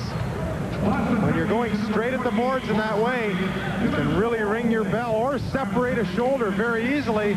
Tkachuk may have done a little bit of both. Gord Murphy with his third minor penalty of this game, and 34th penalty minute of the year, ends up getting banished for 2 for holding. Reggie Lemelin has never been great at playing the puck, and here's an example of an area that he can sure work on. Decides to poke it and misses it with his glove, and Murphy right here puts the clamp on Domi. Otherwise, Domi may have been able to do the old wraparound. Jets 1 for 2 on the power play. Poulin, his shot over top of the net. Dave Reed, who scored a shorthander in New York a couple of days ago, up front killing the penalty with Poulin. Olsen forced back. Olsen and Housley on the point. Solani, Shannon, and Jamnov up front on this Winnipeg power play. Olsen drives it in. Shannon and Reed in the corner. Solani, puck bouncing in front. Jets track it down. Came to Olsen at the point. To Jamnov, edge of the circle. Solani standing in the slot. Shannon across to Housley. His shot. As Lemelin came sliding across, he missed the target. Olsen over to Solani. To Housley. Jamnov. Olsen. Slap shot. Blocked by Poulin. Good move on Olsen. But Housley got back. Bruins fans in attendance. We're looking for a Jets penalty. 53 seconds left in Gord Murphy's infraction. Bill Housley for the Jets. Donato take the slap shot. Drops it back to Don Sweeney.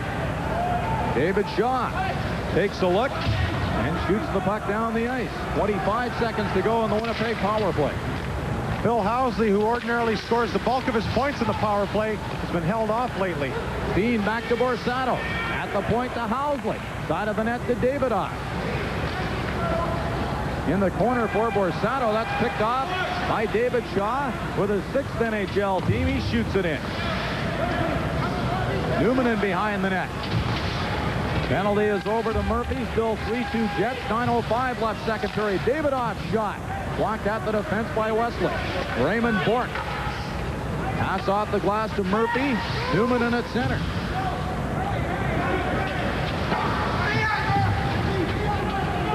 Murphy dumps it in. Igor Ulanoff. Missed Newman in with a pass. Wesley for Boston. Sends it right back in. Adelaia back to Murphy. His shot hit Eagle. Ulanoff. Pass was behind Davidoff.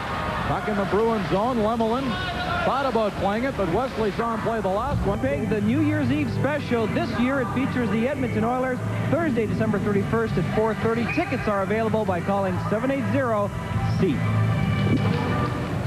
And that should be a real barn burner, Bruce. I know that Louis DeBrusque in Edmonton had a couple of questions about the recent acquisition of Domi and King. Could that be foreboding at all for some sort of battle here on the 31st? Well, Ty Domi will be ready to battle. He's looked pretty good offensively tonight for the Jets. Has a goal as they lead it 3-2. Ty Domi was a second-round draft choice by the Toronto Maple Leafs. 23-year-old winger. I don't know whether Domi will continue the penalty pace that he currently has going. Something that John Paddock has made very clear is that Domi can't expect to be playing 10 or 15 minutes a game. He has to adjust to his role and be satisfied with what the Winnipeg Jets need to be successful, not necessarily what he needs to enjoy the game best for him. Jets wanted us to pass along. There are still some good seats available for that Oiler game. Leach whipped one just wide. I think Essence got a piece of it. Lawler tying his man up behind the net.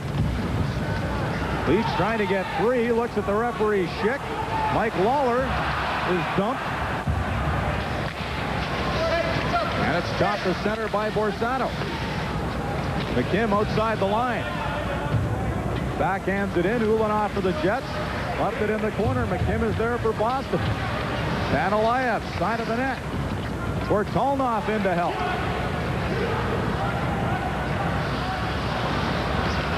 Stops on a dime. Backhands it to the front of the net. Ulanoff can't find the puck. Now he does. In front of the net to Mike Eagles. And he relieves the pressure by slopping it down the ice, and they'll bring it back in Jets territory for a faceoff in a pretty good second period for the Boston Bruins. John Druce, who was a teammate of Kings in Peterborough. Ty Domi also playing for the Peterborough Petes. Druce and King were roommates as well. John Druce has to be happy to see his old pal. Similar in some ways as players, and perhaps at some time during the season, one will be in the spot of the other. Could be different twists of fate. As much as you're happy to see somebody, sometimes you replace them in the lineup. Alexei Zhamnov out to center for Solani. Gets around Sweeney right in. Saved by Lemelin on Solani. What a burst of speed to get around Don Sweeney. Solani coming close. Now for some out-of-town scorers, let's join Joe. And some bad news for the Winnipeg Jets. Hogwood and Klima have scored. The Oilers leading the Canadiens 2-0. Elsewhere, Steve Thomas with both goals. The Islanders and Leafs tied at 2. Chicago way out in front of Detroit by 4. The Rangers pulling out of Washington, and Quebec continues to lead New Jersey. Teemu Solani is a magician. He can turn nothing into something, as he does here. I thought he was running out of ice. He clearly didn't. Generated a good scoring opportunity. Cannon trying to generate another one for Winnipeg. In the corner with Ray Bourque. Bortolnoff to Juneau. He's ridden out of the play by Sergei Bout.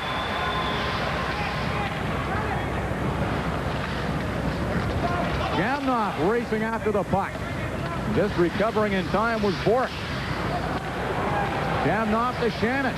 Back to Zhamnov. Has Solani with him. The pass was behind him.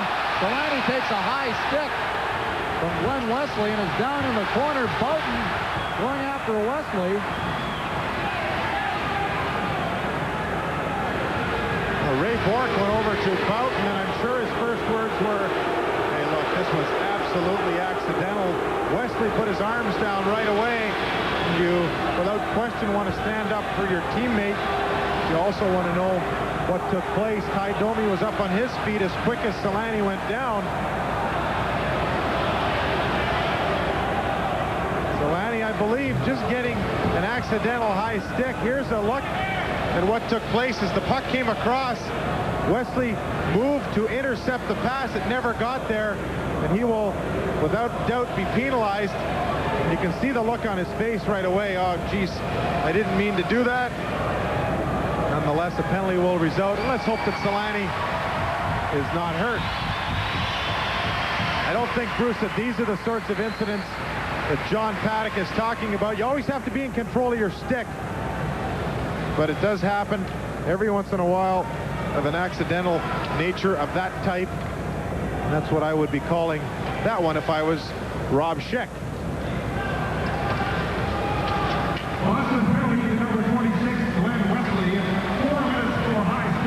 Good call by Schick assessing the double minor. Although Wesley high stick Selanne, the double minor is the most that Schick can give him without a major penalty. You have to be in control of your stick. It does happen sometimes, and bringing that penalty in gives a referee the discretion to make a call in exactly that situation. Ray Bourque is looking to have that explained more clearly. You're watching the Jets live on CKND.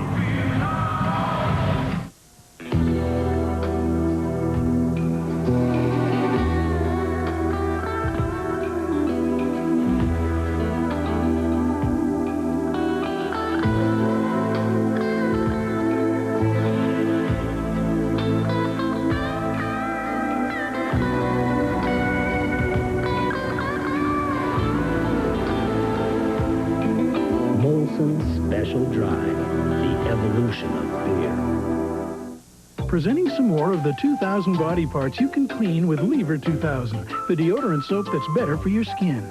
Studly parts like your delts and pecs, and smoochable parts like the nape of the neck, the small of your back, elbows, thighs, even parts that surprise. And all because Lever 2000 has gentle skincare ingredients, so it's as good for touchy-feely parts as it is for rough and tumble parts. And something new, you can now choose Lever 2000 in new unscented for all your 2,000 parts. Under the high sticking rule, the official can assess a double minor penalty when it's deemed to be accidental in nature. That was what the discretion of Rob Schick did on the double high sticking minor to Boston. Fine opportunity for the Jets here. Don Sweeney for Boston. Long shot. Wide of the goal. Essenson knocks it free to Frederick Olesen. For Housley. Pokes it in for Keith Tkachuk. Thomas Dean kicks at it in the corner. Borsato. Puck went to Bourque. To Dave Reed. And it came out. Reed back to Bourque. To Don Sweeney. Hit Dave Poulin. Trying to blast it down the ice. Borsato overskates the puck. And now Poulin clears it. And Poulin in pain as he heads to the Bruins bench. Dave Poulin has been fortunate, plagued by injuries over different parts of his career. He has managed to remain healthy for this entire season. One of the reasons for his good showing so far this year. Housley whipped it in. Shannon and Shaw in the corner along with Selanne.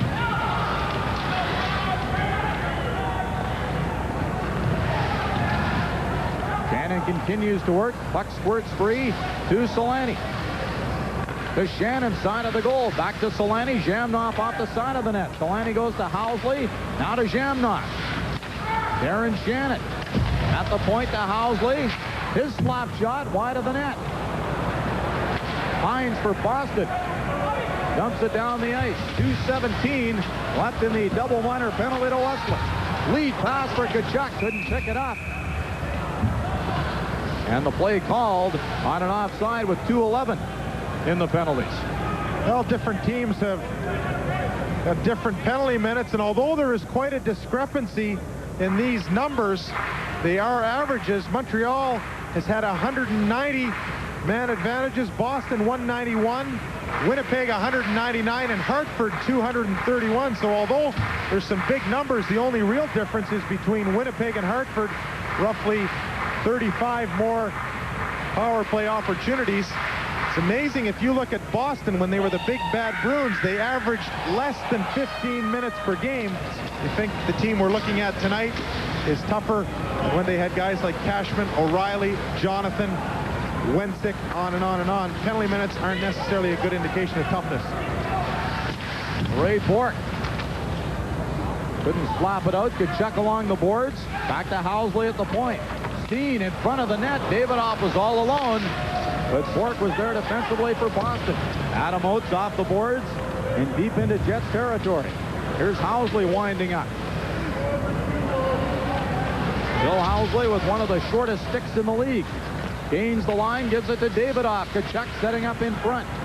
At the point to Housley. Had trouble controlling it. To Kachuk in the corner. For Davidoff. Back to Kachuk. Housley to Teppo Numminen. His shot wide. Davidoff behind the net.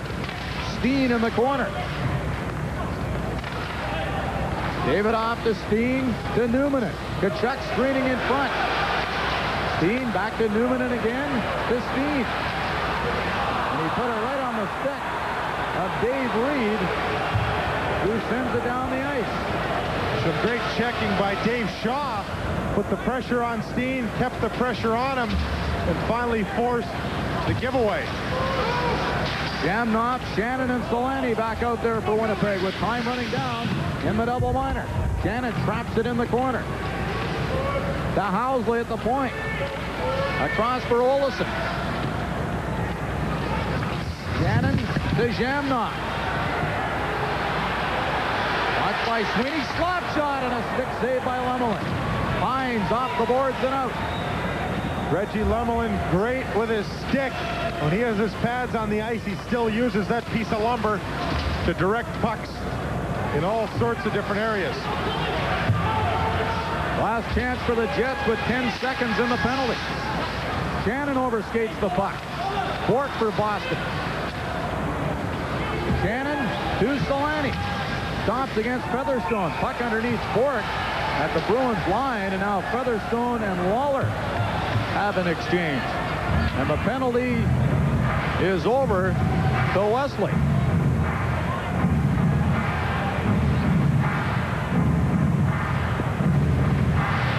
Our next telecast on CKND comes to you in 1993, Friday, January 8th, when the Los Angeles Kings come to town to take on the Jets, live at 7:30.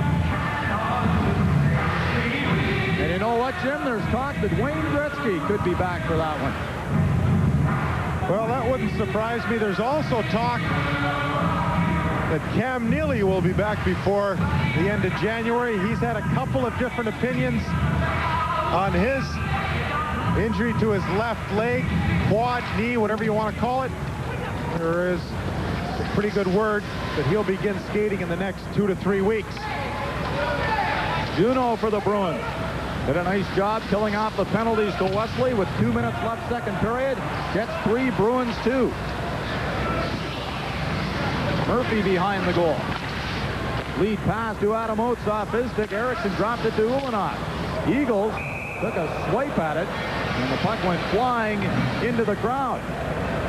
Well, I'm not sure whether that was planned or not, Bruce, but that puck went right up into the section with all the Bruins fans. The angle that it was going on, I think it clipped about 6 of them, and they're just showing that they don't mind getting a little bit of rubber thrown at them. Boston Bruins fans congregating in one section wearing their best Christmas shorts. Had a sign for Gene Principe, who's back in the CKND studios. Don't know if he'll like it all that much. That was very complimentary.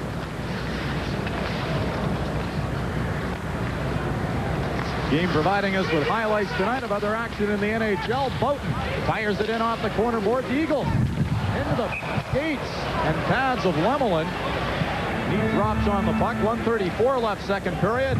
Face off to the left of the veteran Bruins goaltender as we look at a real competitor in Mike Eagles. Well, Mike Eagles has played a strong game again tonight, taking the body. When you talk about toughness, Eagles has continued to play in the same line, in the same way, whether there has been Ty Domies in the lineup or not. Eagles getting a stiff body check from Wesley right here. He got the better of the deal, and now he's going to win a faceoff.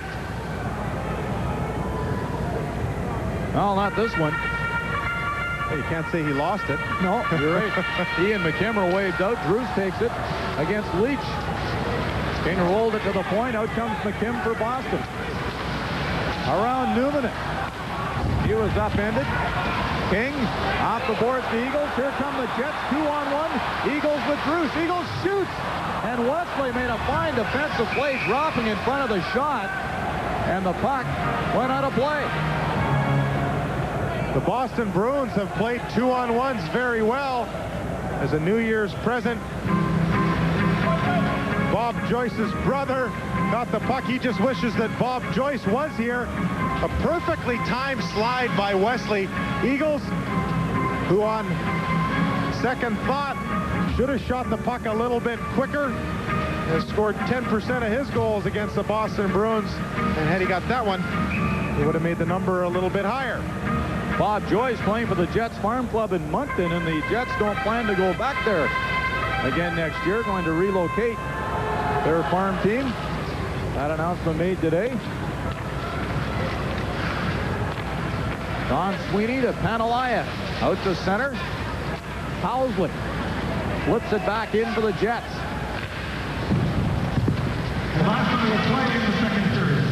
McKim outside the line with Borsato. Don Sweeney picks it up.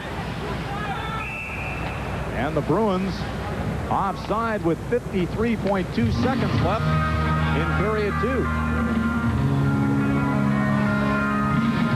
Sutter, one of 7 brothers. 6 of them played in the National Hockey League.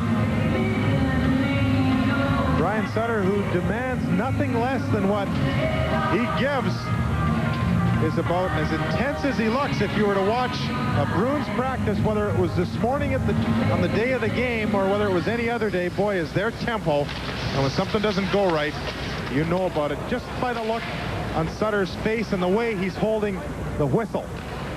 He was the NHL's Coach of the Year with the Blues in '91, but like so many before him, not with the team, but he won the Coach of the Year award with. Oh, the winningest coach as far as percentages in St. Louis Blues history, and has done just a great job. Teamed up with Tommy McVie.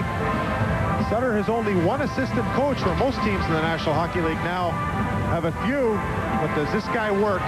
Does he demand that each of his troops work? The farm team for the Boston Bruins in Providence, Rhode Island. And as you mentioned, Bruce, the Winnipeg Jets deciding to drop out of Moncton for business reasons. And that will happen, I would guess, with a lot of other farm teams in the National Hockey League as costs to run a farm team escalate. We'll drop the puck again to the right of Bob Essensa. You mentioned assistant Tom McVie. He guided the Jets in their early NHL days. And now an assistant with Brian Sutter in Boston. Borsato goes down off the draw. Oates has it into the slot. No Bruin there. Darren Shannon for the Jets. Pass went under the stick of Eagles at center. 26 seconds left in the period as Borsato went after Wesley in the corner. McKim and Eagle. Borsato still being worked over by Wesley. Pucks in their skates. Rob Schick allows play to continue. They might just kill off the last 10 seconds. Now Borsato comes up for Eagles. His shot. And Rob Schick is calling a penalty. And Borsato doesn't like it. Neither do the fans. Borsato getting tied up in the corner. And as the puck scurried along the boards, Schick decided that Borsato was holding more than the puck along the boards. He did just briefly have his hand on the stick right here. And that is what the call is. That holding the stick is something that the referees have called and then let go and called and let go. And right now they seem to be jumping on it a little bit more. Borsato getting caught holding the stick, and the Bruins will not get a scoring opportunity with 7.5 seconds remaining in the second, but they will be able to talk about the excellent Jets penalty killing between the second and third to decide what to do to counter it. Don't think they'll get a scoring chance. Juneau, lead pass for Tolnoff. Numanen is back on defense as the horn sounds to end the second period. The Winnipeg Jets with momentum in the first period. Boston took it away, particularly in terms of shots in the second. Even though the Jets are up by 1, this game is up for grabs going into the third frame. Boston's fine rookie Joe Juneau will talk with Joe Pascucci in our second intermission. The score after 2 periods of play, the Jets 3 and the Bruins 2.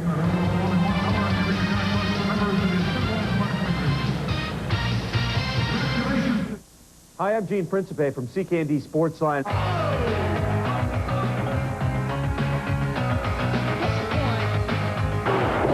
If you aren't one of our viewers, what are you watching? CKND Sportsline. Weeknights at 11. He was the king, and this was the performance of a lifetime. Well, since my baby left me, well, I found a new place to dwell. Don't be cruel. The 68 Comeback Special is finally available on home video. 76 minutes of rare concert footage, 27 of the King's greatest hits. This is Elvis at his best, captured on this video classic. The 68 Comeback Special. Order your video now for just $29.95, and you'll also receive this Elvis Collector's Edition art print commemorating this historic event. This is an exclusive television offer. To order yours, call 1-800-624-4900 or send $29.95 plus $4.95 shipping to Elvis TV Special Offer, Box 3355, Station D, Willowdale, Ontario. One little candle burning bright, 2 little candles flickering light. If everyone lit just 3 little candles, what a bright world this would be. One for love, one for peace, and one for harmony. Wishing you a season of harmony. Hey, Canada, it's Pizza Hut's multi-pizza deal. We get 1 pizza. Regular price. The 4 more pizzas are each? $5. What about a Supreme? Regular price. And a pepperoni lovers? $5. What about 3 sausage pizzas? Regular price, $5, $5. 5 Super Supremes. Regular price, $5, $5, $5, $5. Now buy a medium pan pizza for regular price, up to 4 more, just $5 each. Okay, how about a meat lovers, 2 pepperoni lovers, a Ferrari, and a sausage pizza? Regular price, $5, $5, $126,580. $5. Earning free travel when you shop is a great idea, if only it didn't take so long. It doesn't have to. Shop at Travel Cash businesses in Winnipeg and get where you want to go much faster. Pick up your Travel Cash card today at any Travel Cash business and you're on your way. The Jets scored the first 3 goals of the game, but the Boston Bruins have come back. They've scored the next 2. They're within 1. There's 20 minutes left to play. Joining me now in the second intermission is the Bruins' outstanding rookie, Joe Juneau. And, Joe, you've certainly taken this game away from the Winnipeg Jets. Looked like they'd run you out of the rink when they got up ahead 3-0. Yeah, we obviously we had to come back and play better in the second. I really think nobody was there in the first, and it's like we were sleeping.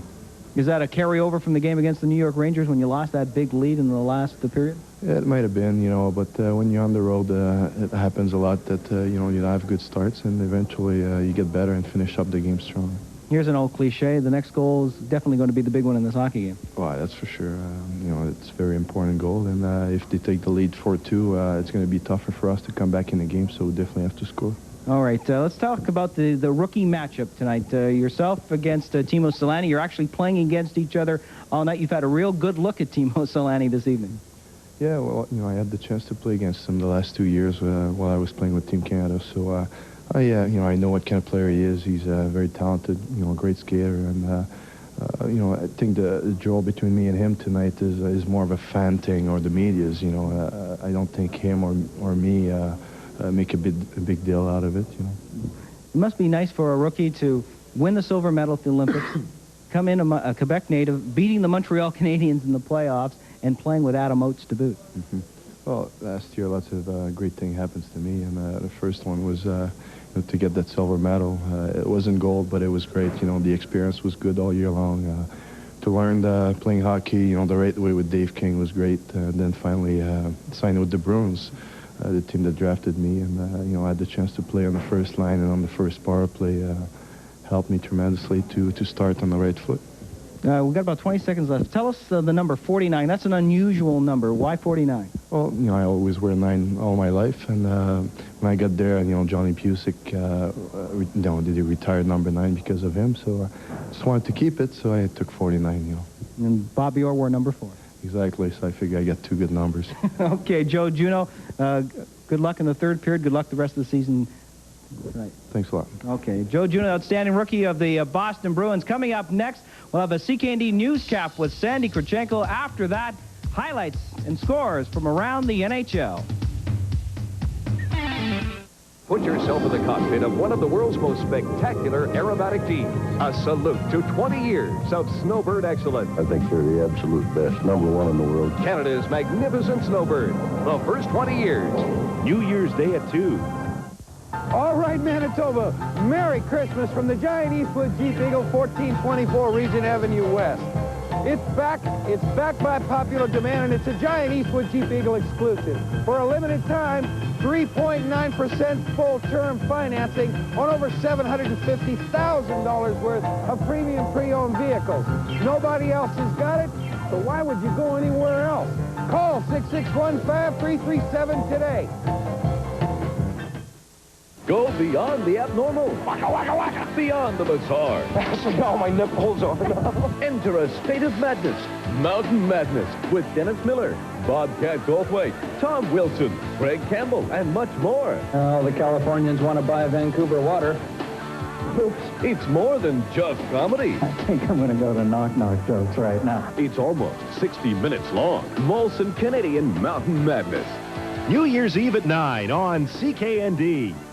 Play Score and Win at Safeway with a Jet Score on CKND. You could win $500 in MasterCard Traveler's checks from the Bank of Montreal, a GE microwave oven with easy-to-use sensor cooking controls, Ryobi workforce power tools, Ryobi making innovative concepts a reality, or Sultan's Good Taste Collection featuring their famous hot tray.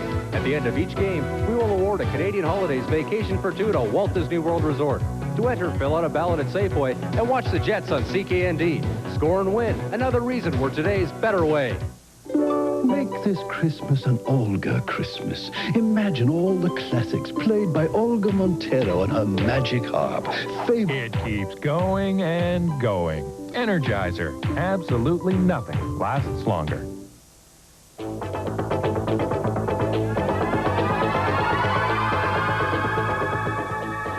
Canadian Airlines will remain airborne. American Airlines is going to invest $250 million in Canadian's parent company, TWA.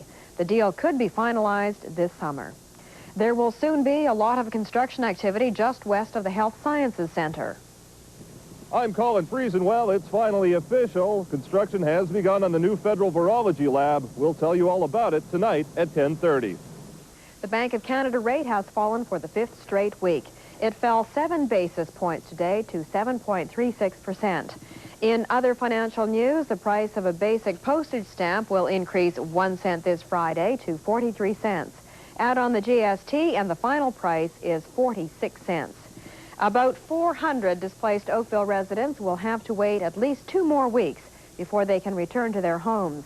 Officials at the scene of the recent derailment near the village say the evacuees can't go home until all hazardous chemicals have been removed from undamaged tanker cars. And nearly all 53 people aboard a Cuban airliner that landed in the United States this morning are requesting asylum. A customs official says the pilot apparently subdued his co-pilot using chloroform and possibly handcuffs. Join us for details of these stories and more tonight at 10:30. Celebration 93, $25 million in prizes. Who will win one of the 10 cruises? Who will win the Corvette, the Lincolns, the Explorers? Who will win one of the 5 prizes of $1 million? And who will win the grand prize of $5 million? And who will become the first millionaire of the year? Celebration 93, $25 million in prizes. One little candle burning bright, 2 little candles flickering light. If everyone lit just 3 little candles, what a bright world this would be.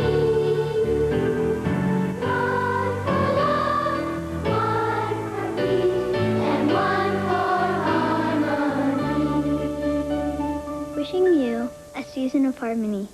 When I grow up, I'm going to be a big hockey star. Have you boys done your homework already? Of course.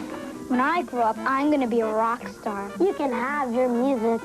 There's no Stanley Cup for rock stars. Who cares? When I grow up, I'll have my own limos with car phones. When I grow up, I wanna grow up. Call Foster Parents Plan. Toll free 1-800-268-7174. Red Hot Family Shots brought to you by the Red Hot family of Dirt Devil Vacuums by Royal. Tonight, the Christians.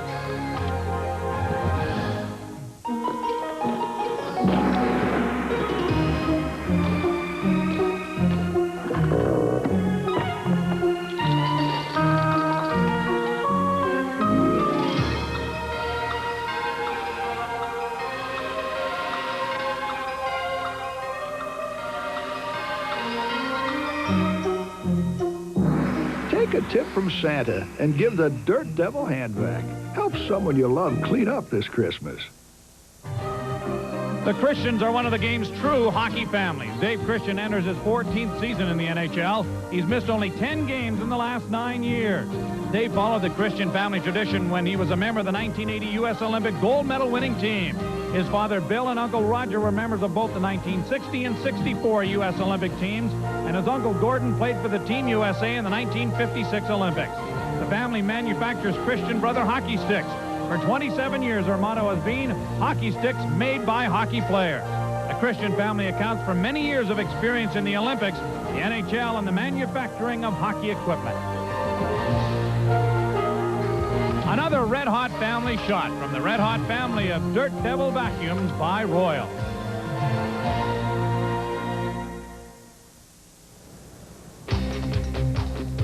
And 3-2 the score here at the Winnipeg Arena. The Winnipeg Jets leading the Boston Bruins. Let's check out what's happening on the out-of-town scoreboard tonight.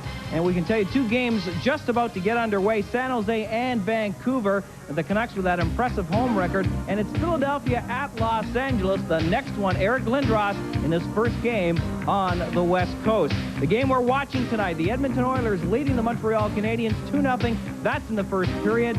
Gene Principe back at the CKND studios has the highlights. Edmonton taking on Montreal. Oilers start the scoring. Greg Haggard with the slap shot on the power play. Edmonton takes a 1-0 lead, and just seconds later, Oilers make it 2-0. Peter Klima with a wraparound that goes off about 3 different players, beats Andre Rasico to make it 2-0 for Edmonton. Oilers pressing a red light Rasico. Brent Gilchrist the shot, and Andre having a tough time with it at the other end. Billy Ranford also making some good saves like this one off of Guy Carbonneau. Oilers lead this one 2-0 at the end of period number 1. Meanwhile, Rangers taking on the Capitals on the power play. Dmitry Kristich will put home Dale Hunter's shot past Johnny Van Beesbrook. That makes the game 3-2 in favor of the Rangers. Then right off of the face-off, Peter Bondra, he scores. This game is headed into overtime, tied at 3. And they're just dropping the puck right now for overtime in that game. Elsewhere in the NHL, Glenn Anderson with the winner at the 19:09 mark of the third. The Leafs defeat the New York Islanders 3-2. Thomas with both goals for the Islanders. Chicago winning big over Detroit 6-2 there. Sutter and Kravchuk with 2 goals each in that game. The Quebec Nordiques defeating the New Jersey Devils tonight 4-1. Nolan with his 20th, Sundin his 24th. That victory puts the Nordiques temporarily in sole possession of first place in the Adams division. Our score here, the Jets leading the Boston Bruins 3-2, 20 minutes left to play, and our Molson Jets telecast continues after this. Molson Special Dry. Is this your average beer? Is this your average beach party?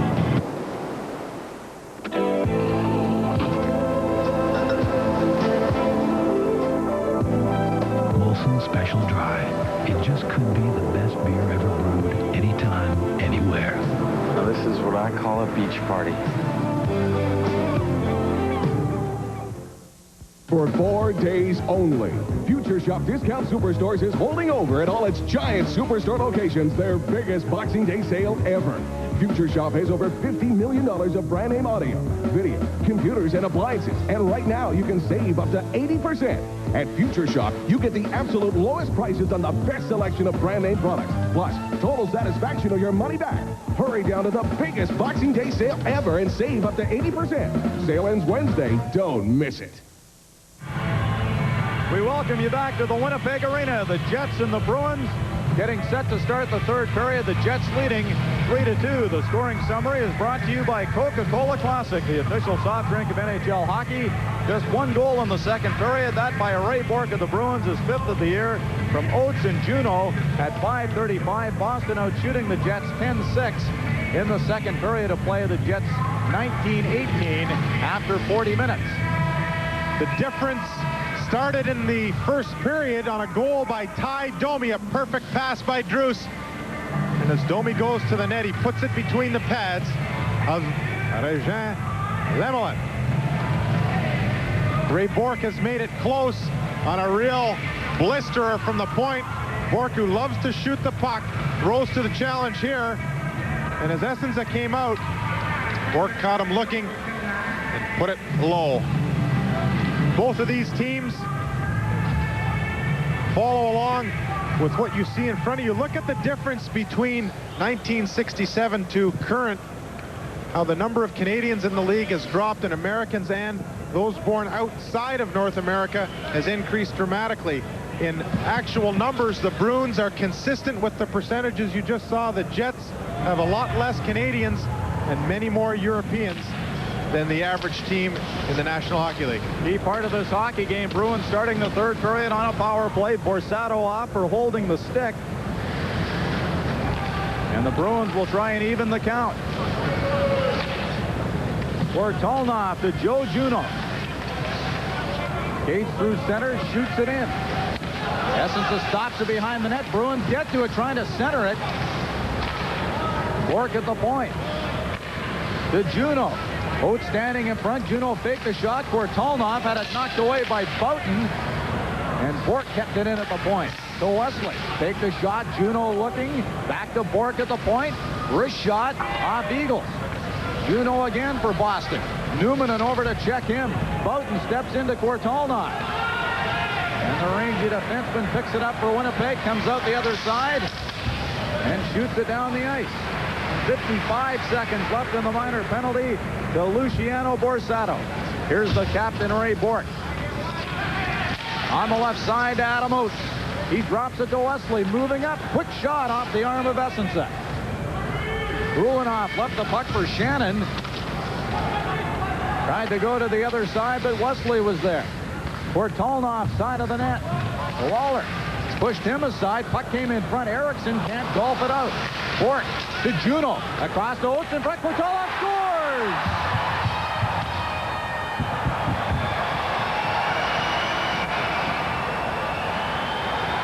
A perfectly executed passing play. Essenza has absolutely no chance. Oates already knows where he's going as Juneau makes the pass across. Bortolnoff in perfect position. He's backing up now, and Oates has decided to make that pass. Essenza has no choice but to play the shot. And Bortolnoff is just shaking his head and saying, boy, oh boy, I wish I could have more of those. 19th goal of the season for Bortolnoff. And the Bruins have battled back from a 3-0 first period deficit to even the count at 3. Sweeney shoots it in. Ulanoff off the glass for Tkachuk. McKim puts it behind the net. Ulanoff comes dangerously in front. Jamnoff. Zelani back to Jamnoff, and the Jets are offside. Bortolnoff's 19th from Oates and Juneau on the power play at 1:29 of the third to tie the score. Brian Sutter called a timeout earlier in the hockey game. John Paddock attempting to get his troops going. Now, it's always difficult as a coach or as a player when you have a great start and you don't sustain it. You've lost that momentum, and what do you do to grasp it, to get it back? A big check, a great shot, an outstanding save. One of those three things can snap your team back into the game, and that's what the Winnipeg Jets are looking to do with 18:06 remaining in the third. Cooling off to Housley. Delaney went down against Sweeney. McKim for Leach. Don Sweeney hustled after it. Adelayev in front for Sweeney. Bouncing puck. And out come the Jets. Jamnok. And again, Jets offside. This time, Tkachuk with 2:22 gone in the third.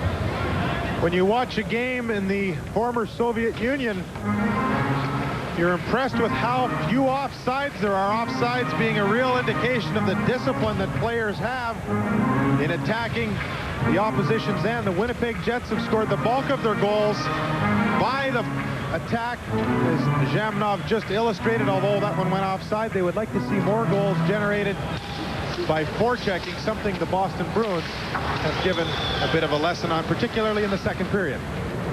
Olsen slapped it in off the glass. Waller from the point. It's tipped, and Lemelin just got a piece of it. Featherstone nearly coughed it up behind the net to Thomas Steen. Davidoff in to help out. Brent Hughes is tripped up. King to Waller. One-timer. And a stick save by Lemelin. Poulin ridden out of the play by Davidoff. Stayed with the puck, however, and here's Hughes. Murphy trailing the play. Hughes shoots. Essence of the save. Rebound. Murphy shot it wide. At the wide open net. Davidoff for Winnipeg. Took a slash from Hughes. This play opens up. Davidoff working in a shot. That's poked aside by Lemelin. Eagles side of the goal. Trying to come in front. He was knocked down by Featherstone, who gloved it around to Dave Reed, and he was slammed to the ice by Boughton. Boy, the action is heating up at the Winnipeg Arena in a 3-3 tie. We talked about momentum. The Jets with some great body checks to get that momentum and continuing it on with some solid forechecking. Bruce was stumped by Murphy. Domi knocks his man down. Steve Hines and very nearly gave the Jets a scoring opportunity. Bruce got his stick up on Juneau, and he will get a penalty. High sticking the call to John Druce from Winnipeg Arena. Your Miller Genuine Draft telecast.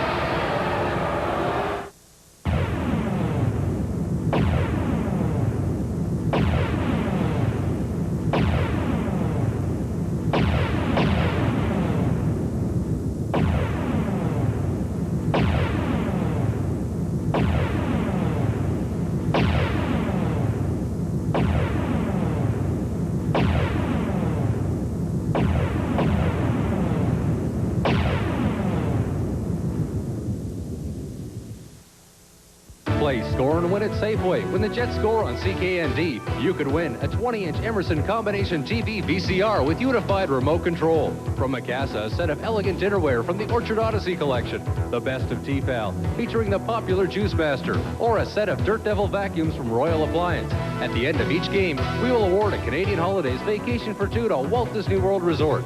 To enter, fill out a ballot at Safeway and watch the Jets on CKND. Score and win. Another reason we're today's better way.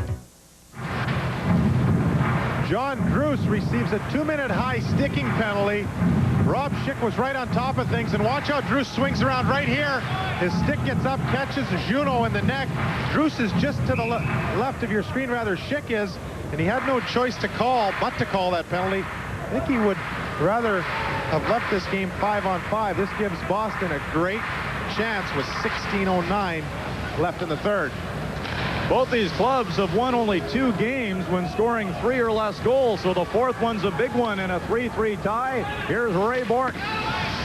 Tried to send it in, but it hit Numanen, and he shoots the puck down the ice. 11 of the last 15 Jets games have been decided by a goal or less, either in their favor or in their opponent's favor. It looks like this one might turn out the same way as well. They're used to the tight ones. Didn't look like it would be early. Bourque lining up. Shot. It's tipped by Kortolnoff, and Essensa made the stop. Joe Juneau along the board. Darren Shannon trying to work it out, and he does. Shannon gloves it into Bruins territory. 1:10 left in the penalty to Druce. Joe Juneau ran into Erickson at center. He pokes it past the defense in a foot race, but Bourque beat him to the puck. Glenn Wesley to Adam Oates with a couple of assists. Sends it in off the glass. Another battle along the boards. Bortolnov was hanging on to Lawler's stick, and he was pleading for a penalty from Schick as they freeze it against the boards for a faceoff. Couple of finals are in. Here's Joe. Thank you very much, Bruce. The Chicago defeating Detroit 6-3. Sutter and Kravchuk with 2 goals each in that game. And Washington in overtime defeating the Rangers 4-3. Bondra tied it to send it to overtime, and he won it with his 20th of the season, second of the game. So the Rangers find out what it's like to be on the other end of the stick as they came from behind to beat Boston a couple of days ago. Tonight they lose to the Caps. Joe Juneau taking a rest. Boston coming from behind here to tie this hockey game. Winnipeg scratching back, getting some momentum, and all of a sudden the penalty has taken a little bit of wind out of the sails. 40 seconds to kill. Oates won the faceoff. Bork's shot blocked by Eagle. Bork again for Boston.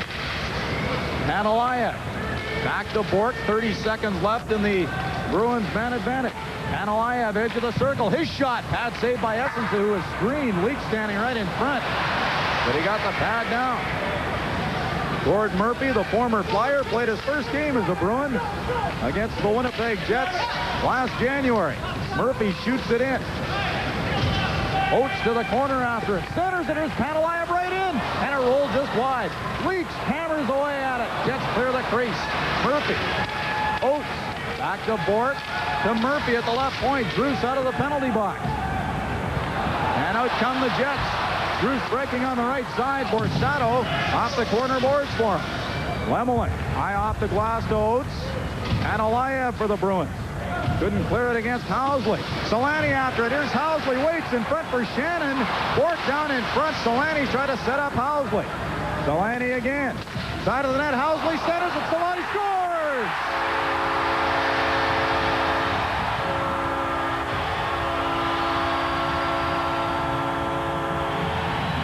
Solani makes his reach seem like it's twice his height. He corralled the puck a couple of times, and watch how he corrals this one right here. It comes out in front. Somehow he spins around and gets the shot away. A great goal scorer always smells where to go. Solani smelt where to go here and tucks it in on the short side. Lemelin had most of the net covered, but not quite enough. 28th goal of the season for the brilliant rookie Solani. The next winner in the Safeway Score and Win contest is Jean Zemlak of Winnipeg. By filling out a ballot at her local Safeway, Jean has won a set of Ryobi Workforce power tools. And the Jets have regained the lead. Ulanoff, Borkachuk, Shannon, and Housley assisting on the goals. Housley's third assist. Sweeney flips it out. Here's Housley for the Jets. Across to Kachuk. He backhands it into the Bruins zone. Sweeney with Erickson forechecking. Up the boards to McKim. Dave Reed, who was drafted by Boston, went to Toronto and then re-signed by the Bruins as a free agent. Jets send it in deep. Lemelin. Don Sweeney moves around Borsato, brings the Bruins out. Steve Hines. Nice move on Ulanoff. Reed following up. Goal is Sweeney. Turns in the corner. Back to Bork. Moves up. Slap shot. Blocked by Ulanoff, and it comes out. Bolt yourself into your chair. We're going to see some great action here. Hines a slap shot right into the glove of Bob Essensa. And he hangs on with Dave Reed standing on the doorstep. At one time, this guy is gruff and has a great love for the game. If a Brillo pad could talk, it would sound like Tommy McVie. His Bruins trailing 4-3. Jets control off the faceoff. Mike Lawler flips it through center. Jamnoff giving chase against Glenn Wesley. Ray Bork, his pass intercepted by Jamnoff. Made a good move on the defenseman. Solani on the puck. Cruising around in that Bruins zone, gives it to Jamnoff. Solani trying to set up in front for him. And it went off the back of Wesley. Newman backhands it to the front of the net. This line starting to give the Bruins some fits. Solani, Jamnoff, and Shannon. Well, you can back up and allow the team to come at you, or you can continue to forecheck. Solani and Jamnov doing a great job in forechecking Boston, hemming them in their end. They're 200 feet away from Essenza. That's the best defense anybody can write. Both of these guys turning on a Rupel to keep the puck in around Reggie Lemelin. Face off to the right of Lemelin. He and Andy Moe shared the Jennings Trophy back in 1989-90. Lemelin at 38, still doing the job. Reggie Lemelin, the oldest player in the National Hockey League at 38 years of age. 13,291 in attendance at the Winnipeg Arena on a cold night watching a real good hockey game. Ulanoff and Hines in a foot race. Ulanoff won it. To the point, here's Murphy for Boston. Didn't get much on the pass. Puck goes high and outside Jets territory. Chris King off the board. Here's Murphy for Boston. Backhands it in. Bill Housley. Down the boards for King, trying to tip it out against Murphy. Housley to Evgeny Davidoff. Streaking down the right side. He's tripped up by Featherstone. Ulanoff for the Jets. He's hooked down, and that will draw a penalty. Hooking will be the call. Davidoff upset as King comes over to say something to Hines. Now Featherstone joining the group. And I think just the one penalty will happen here. The Jets regrouped after killing a penalty to score the goal, ahead goal. The Boston Bruins now have the same opportunity. Their first focus, though, will be to kill the Winnipeg Jets power play. Right now, Dave Reed going to the penalty box on a 2-minute hooking call right here. He was a little bit concerned that that puck would jump through and a breakaway would result. Put the lumber out. And is assessed 2-minute hooking. Reed for hooking at 8:36. Winnipeg 1 for 5 with the man advantage against Brian Sutter's Bruins. I mentioned the attendance, 13,291. 1,400 of those were walk-ups tonight. And a lot of that had to do with Ty Domi and Chris King playing their first game in a Jets uniform. And once again, some good seats left for the Jets Oilers. New Year's Eve battle in a couple of days. 4:30 start here at Winnipeg Arena. Things continue to go the same way. There will be a 2-point differential for that last power play spot. Adam Oates will get a penalty for dumping Bob Essenson. Bork taking his time, and the Jets will have a 2-man advantage for a minute and 38 seconds. Interference, the call on Adam Oates. You simply cannot run into the goaltender if it is intentional at all. An interference penalty is called. Adam Oates feeling the wrath of that particular rule. There's a look right here. Oates has got to get out of the way.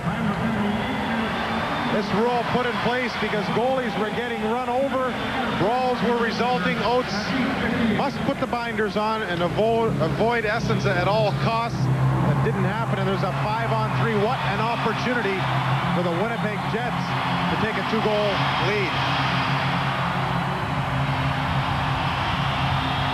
And the fans coming to life as Rob Schick giving the Jets this 2-man advantage. Poulin, Wesley, and Bork will try and kill it off. They had a discussion with Rajan Lemelin. Jamnoff, Shannon, Solani, Housley, and Olesen for this Jets 2-man advantage.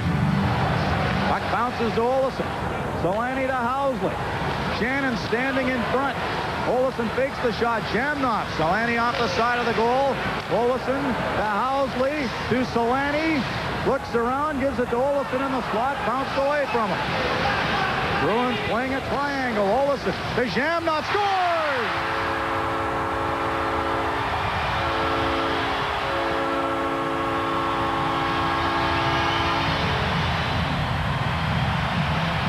Winnipeg getting the desired result without a perfect play. Zhamnov attempting to go across to Solani, and the deflection goes in and through Régin Lemelin right here off of Ray Bourque.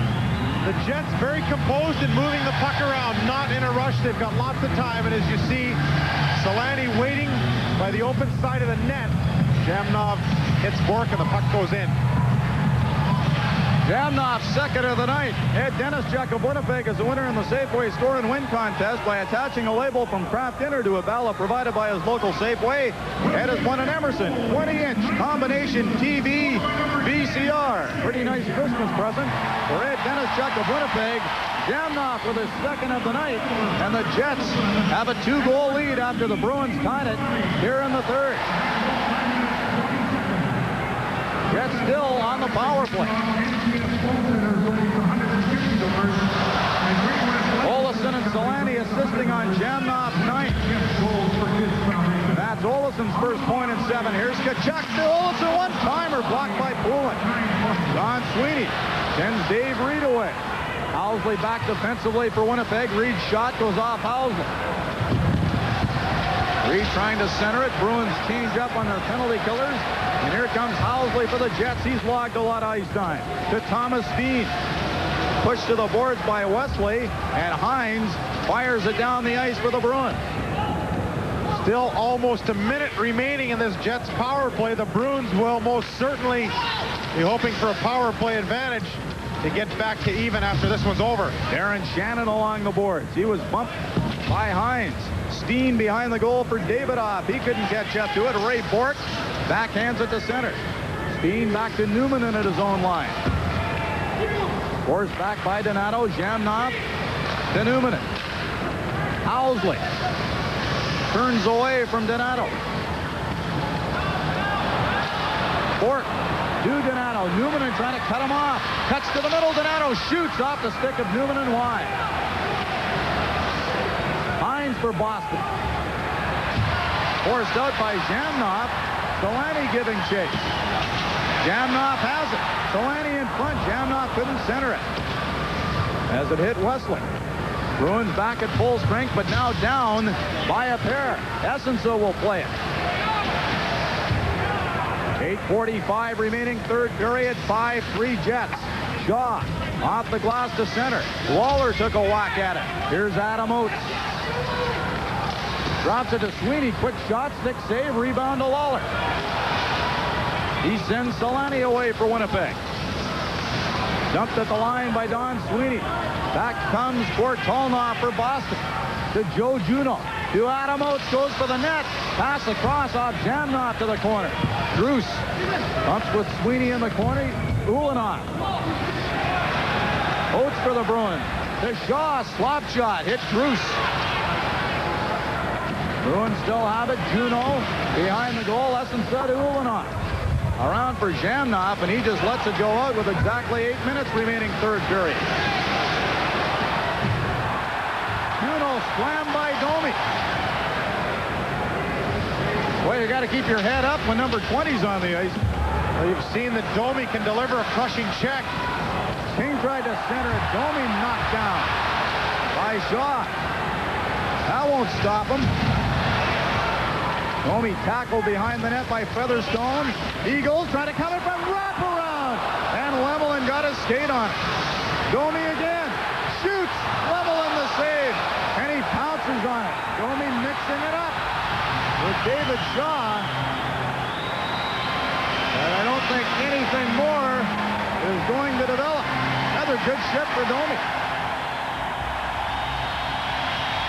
Big ovation for the Jets, who lead by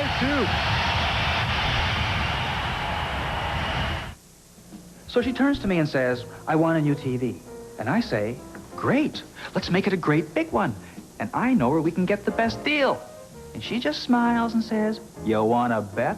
So I check out that discount store that advertises the lowest prices, and she checks out Advance. Come on, Advance. Great service, sure, great selection, yeah, but the lowest prices?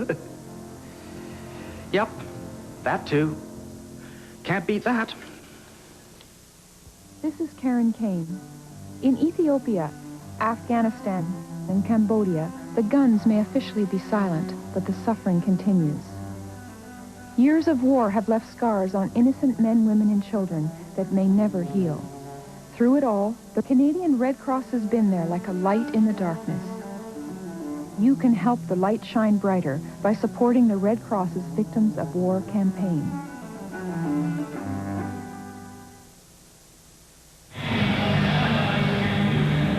On the out-of-town scoreboard, Montreal has come back with a goal. Schneider getting it. The Oilers leading that one 2-1 in the second. Vancouver leading San Jose 2-0 in the first. The Canucks haven't lost at home since October 30th. And Los Angeles, on goals by McIntyre and Robitaille, leading the Flyers in the first. Thanks, Joe. Here at Winnipeg Arena, 7:23 to go, third period. Jets 5 and the Bruins 3. And they're in the New Year's Eve spirit already at the arena. Leach out to center. Borsato for the Jets. He backhands it in. Featherstone behind the net. Watched by Tkachuk. Gord Murphy off the boards for Leach. Hopped over his stick. Ulanoff backtracking. Tkachuk didn't get much on the pass. McKim knocked down by Tkachuk. To Borsato on the left side. Jets left the puck. Leach. Lead pass for Panalayev. But Erickson was there defensively. Murphy from center. Slaps it in for Boston. Puck goes to the corner. Panalayev after Ulanoff. Chris King dumps it into Bruins territory. 6:29 left, third period. Jets with a 2-goal lead. Ray Bourque sitting up behind the net. Thomas Steen keeping an eye on him. To Hines at center. Swept away by Newman. Big pile up near the Jets bench as Hughes went after Newman. Here's Housley, who's had a strong game for Winnipeg. In the slot, Davidoff shoots and Lemelin. Good as ground. Wesley to Donato. He lifts it in. Hines and King go to the corner.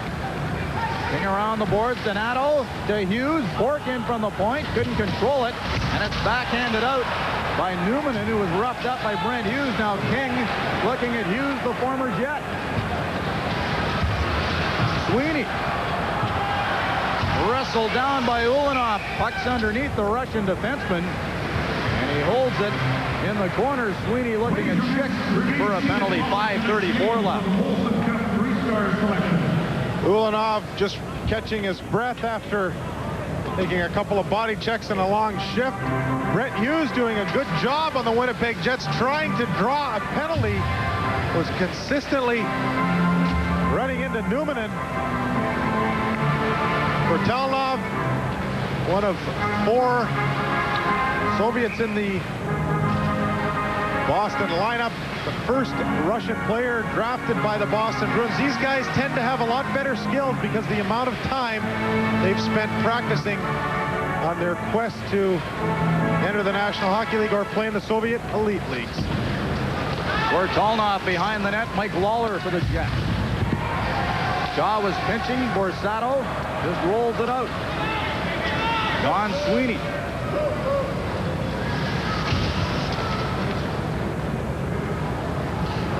Starting out for Boston. To Adam Oates. He drops it off to Sweeney. He slops it in. Shannon in the corner with Juno forechecking along with Oates. Jamnoff to Shannon. Roughed up by Shaw. Solani stepped into Sweeney behind the goal. Oates at center. Newmanen, lead pass for Solani. The 2 rookies come together, Solani and Juno. Glenn Wesley ran into Fortelnov at center. His own player. Housley goes rink wide to Newmanen. 4.5 minutes left, third period. Jets lead by 2. Jamnoff to Druce. Stick handles across the line. Dropped it in for Solani, but the Bruins, McKim cleared it. Panalayev. Leach scoops it up. Quick shot on the save by Essenson. Newmanen off the boards and out.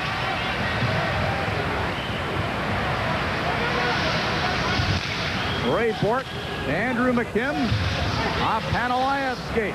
Bruce sends Domi away, moving in the shot, level in the save. And he holds it as Ty Domi comes close again. You're watching the Jets live on CKND.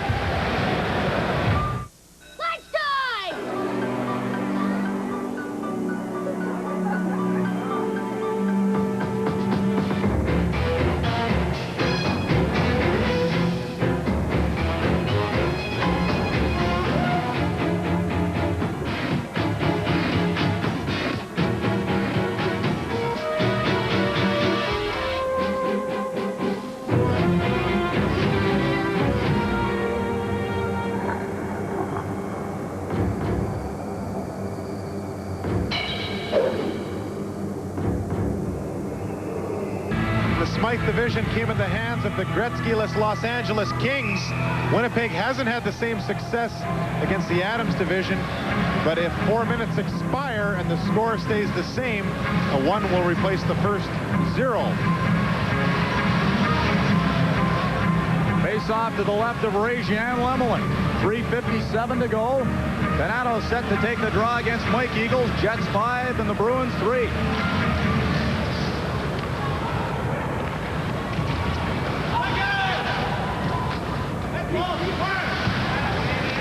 Mike Lawler sends it in. Don Sweeney collided with Eagle. Domi was behind the defense. Drews couldn't get him the pass. Brent Hughes shot that drifted high and wide. Well, there's been some good body checks in this game as the Jets ice the puck. Sweeney back to touch it. And we have a penalty or penalties behind the play. Gordon Murphy did exactly the right thing after Eagles laid a perfect check in mid-ice. Murphy came back and delivered a real solid check to Eagles. Completely legal on the boards that really rocked them. Domi happened to be there. Domi took exception and put the stick on Murphy. Schick was right on top of things and I believe assessed a slashing penalty to Ty Domi. Now, if that's the case, it's something that you can argue about, but you don't want to put yourself in that position with only 3.5 minutes left. Fortunately for the Jets, they are ahead by a pair.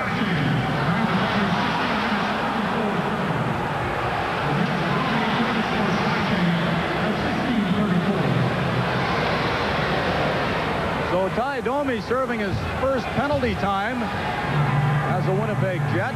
3:26 to go. And we could be in for an interesting finish with the Bruins down by 2. Domi's had a strong game so far. With 2 minutes of solid penalty killing, this one will be forgotten. Oates had his helmet knocked off. Bork shot off the side of the goal. Wrist shot or slap shot. Ray Bork is dangerous. Juno fakes the shot. Off the stick of Numanen. Kortulnov to Bork at the point. His pass went off Eagles to Wesley. Bruins on a power play down by 2. Oates fakes the shot. Wesley slap shot deflected wide. Bork along the board. Juno to Kortulnov. Bruins working the boards. Bork to Wesley. Bork keeps it in.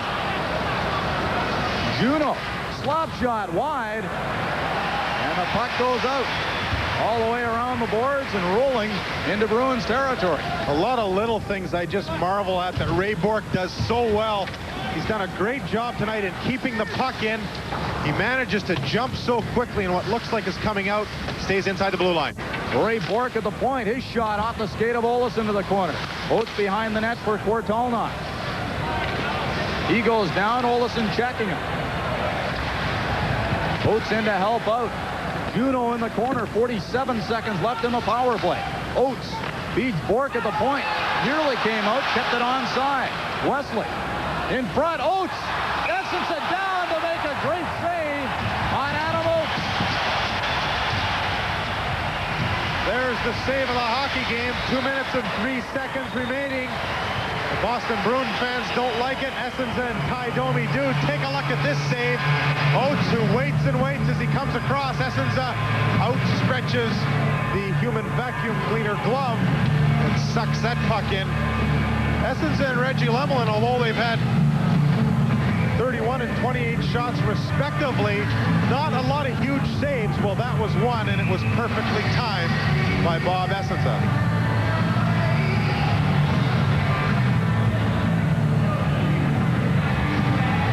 Ryan Sutter having a little conversation with Adam Oates. Not too happy about a few things. Relieving his frustration on number 12. Montreal has gone ahead 3-2 over the Edmonton Oilers. Now that sets up a real interesting contest on the 31st of December here at the arena. Jets to move into a tie for fourth in the Smythe tonight if they win, and the Oilers lose to the Canadiens. 37 seconds left in the minor to tie Domi. Bruins down by 2, and Mike Lawler shoots the puck down the ice. The net empty as Lemelin off in favor of the extra attacker. And Lawler didn't miss by much. Ray Bourque for the Bruins. Slaps it in. Went between the two Jets defensemen. Essensa out to play it. Juno hopping in from the point. Numanen walks it around the boards to the point. Wesley to Bourque. Juno edge of the circle. Fakes the shot, gives it to Wesley. He shoots. Essensa the save. Rebound, leaps after it. So is Borsato off the boards and down the ice. Domi just stepped out of the penalty box. He was in a race for the puck with Ray Bourque. Just 1:17 left. Lemelin still out of the net, but now the Bruins called on a two-line offside, and Reggie will have to go back to work. If you had sharp ears, you could hear the Winnipeg Jets calling that offside. Who's going to be Molson Cup first, second, and third star? Stay tuned. Immediately following the game, we will have a real expert pick the 3 Molson Cup stars of the hockey game tonight. Well, thanks, Jim. I appreciate that. Well, I'm glad you took credit for it. I wasn't sure whether you wanted to or not. There's the talking Brillo pad speaking with the KG veteran Reggie Lemelin. Lemelin, the only goaltender in the league right now to be wearing this type of helmet. Most goalies have gone to a mask, and they've found that it offers more protection, and you have a better feeling head if you get a puck in that locale. 1:13 left in the third. Lemelin will try and get to the bench again if the Bruins can gain control. He's heading for the bench, but Housley cleared it to Solani. Open net, off the side of the post. And the Jets called for icing, so that'll set up a face-off down in Jets territory. Here's a look at the chance. Solani didn't miss by much. Right there, hit the side of the net. And I believe John Paddock will be calling a timeout to discuss what's going to happen in this final 57 seconds. Well, this will give Brian Sutter another chance. Sutter called his timeout midway through the first period when the Jets jumped out to an early 3-0 lead.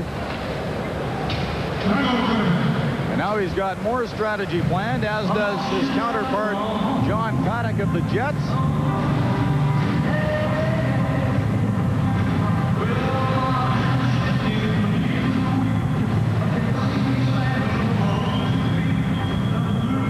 Ordinarily, Bruce, if the puck passes through the crease with the goalie in, it is icing. The Jets, after that last shot by Solani, were concerned that it shouldn't have been icing because it went through the crease, but according to the rules, if a goalkeeper has been removed from the playing surface for an extra player, the icing rule shall be in effect if the puck passes through or touches any part of the goal crease before it crosses the goal line.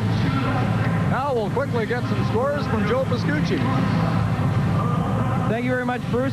Good news for Jets fans out in Edmonton. The Canadiens have come back, trailed 2-0. They've now gone ahead by a score of 3-2. We don't know who scored the third goal, but the second Montreal goal scored by Savard. Vancouver looks like they're going to win this one in a laugher, leading San Jose 4-0. That is in the first period. And Philadelphia, 4 straight goals. They lead LA 4-2. What's wrong with the Kings, and will the Canucks ever lose at home?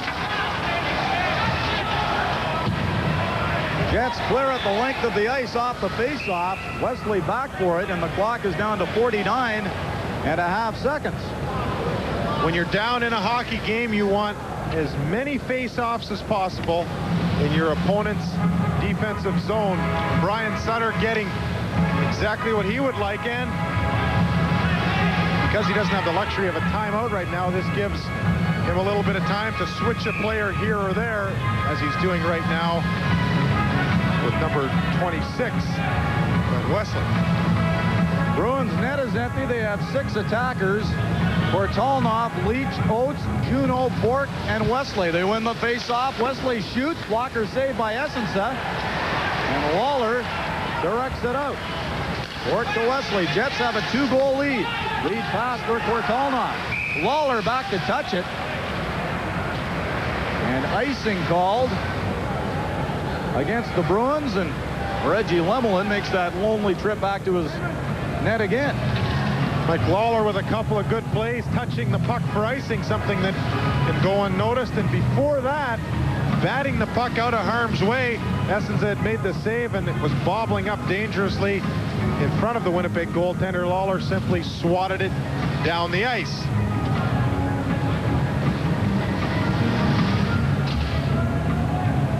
Lawler had a broken finger on November 12th. Obviously, that's feeling a lot better now. Nicely back into play, and with a couple of the defensive executions that I just mentioned, the Winnipeg Jets happy to have him back there on the line. Lawler, a member of the Stanley Cup champion Canadians, against the Flames in '86. Delaney winding up the shot just wide. Ray Bork to Adam Oates. Time ticking down on the Bruins. They had won 3 straight, but are about to lose their 2nd in a row. Oates to Juneau. Tried to kick it to Kortalnov. Puck in the corner. Clock down to 10 seconds. Lawler and Juneau. Senators. Kortalnov shoots. Just wide. Oates trying to poke it in. Centers of Leach. A shot. Essensa down to make another shot. They score! Joe Juneau. And that makes it 5-4. But only 0.6 seconds left in the game. The Boston Bruins can certainly not be accused of playing until the clock hits 0. A couple of great saves by Essensa. He does all he can. The Jets should be taking bodies down in this situation. Whether you take a penalty or not now doesn't matter. There was too many black shirts standing around, and that resulted in this goal by Joey Juneau. There was a great save off of Leach. I thought that was the end of it, and this is the end of it, Bruce. Joe Juneau scores for the Bruins late in the 3rd, but they didn't have enough time with 6/10 of a second, and the Jets celebrate a 5-4 victory over the Boston Bruins. The Winnipeg Jets starting out very quickly and with a great first period ended up losing their steam a little bit as Boston battled back, and then the Jets did a great job in grabbing that momentum and scoring a couple on Reggie Lemelin to end up salting this one away. 5-4 final, and a good test by the Winnipeg Jets over the Boston Bruins. So the Jets edge the Bruins 5-4. In just a moment, our Molson Cup 3-star selection. Tonight's first star with 2 goals, the Jets number 10, Alexei Zhamnov.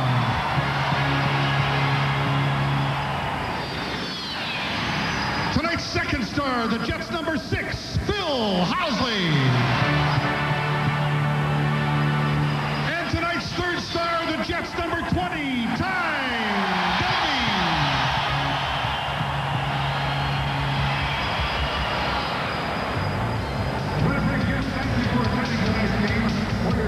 And recapping the 3 stars tonight. Star number 1, Alexei Zhamnov, 2 goals and an assist. Star number 2, Phil Housley, 3 assists tonight. And Ty Domi making his presence felt, a goal and some numerous hits, especially on Stephen Leach. He's star number 3. Updating the Molson Cup 3-star standings. Bob Essensa, Timo Solani tied at the top with 45 points. Phil Housley in 3rd with 35. And we'll be back to talk with Phil Housley right after this. The Jets beating the Boston Bruins 5-4. Go beyond the abnormal. Waka, waka, waka. Enter a state of madness. Oh, my nipples on. With Dennis Miller, Bobcat Goldthwait, and much more. Molson Canadian Mountain Madness. New Year's Eve at 9 on CKND. For 4 days only, Future Shop Discount Superstores is holding over at all its giant superstore locations their biggest Boxing Day sale ever. Future Shop has over $50 million of brand name audio, video, computers, and appliances. And right now, you can save up to 80%. At Future Shop, you get the absolute lowest prices on the best selection of brand name products. Plus, total satisfaction or your money back. Hurry down to the biggest Boxing Day sale ever and save up to 80%. Sale ends Wednesday. Don't miss it.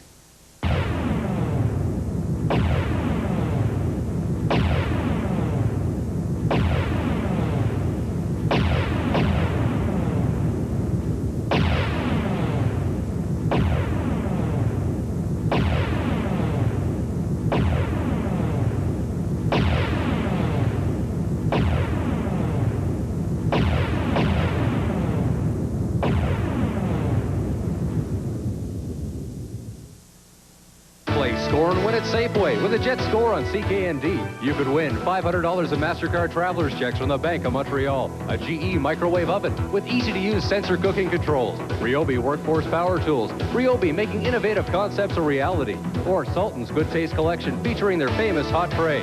At the end of each game, we will award a Canadian Holidays vacation for two to Walt Disney World Resort. To enter, fill out a ballot at Safeway and watch the Jets on CKND. Score and win. Another reason we're today's better way. Earning free travel when you shop is a great idea, but there's more to a dream vacation than a plane ride. Earn travel cash at Travel Cash businesses and use it for air, ship, rail, hotels, even car rentals. Pick up your Travel Cash card today at any Travel Cash business and you're on your way. 5-4 the final score for the Winnipeg Jets over the Boston Bruins, and temporarily the Jets are now tied with the Edmonton Oilers for 4th place in the Smythe Division. And Phil Housey, the second star of tonight's game, has joined us. And Phil, that's kind of a funny game. You dominated the Bruins right off the bat. They took control, they tied it up, but you took control right after that and won the game. Well, I think we were just too relaxed in that second period. You know, you never give Boston enough credit because they always come to play and work hard. And they took the play to us the second period, but we didn't back down the third. We knew we had to come out and create some more intensity like we did in the first period.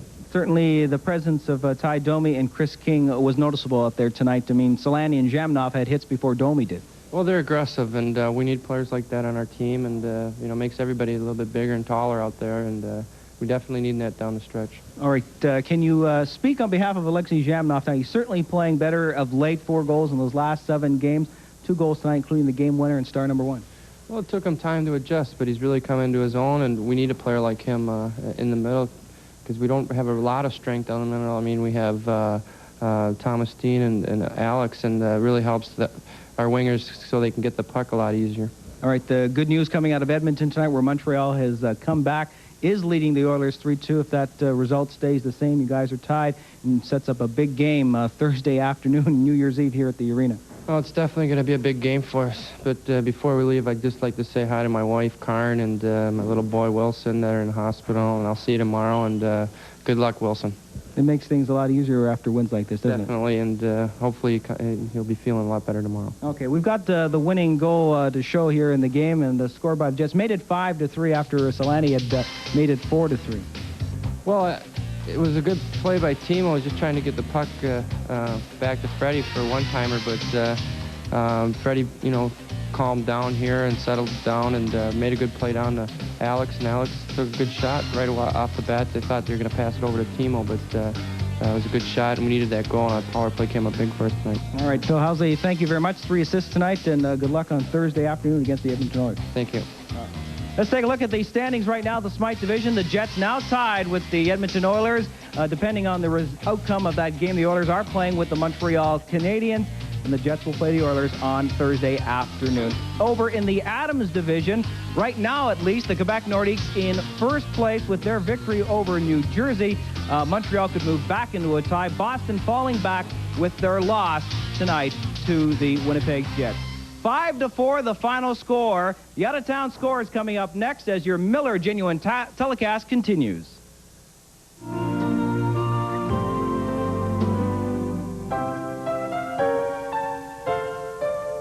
Have a safe and happy holiday season from your neighborhood 7-Eleven stores.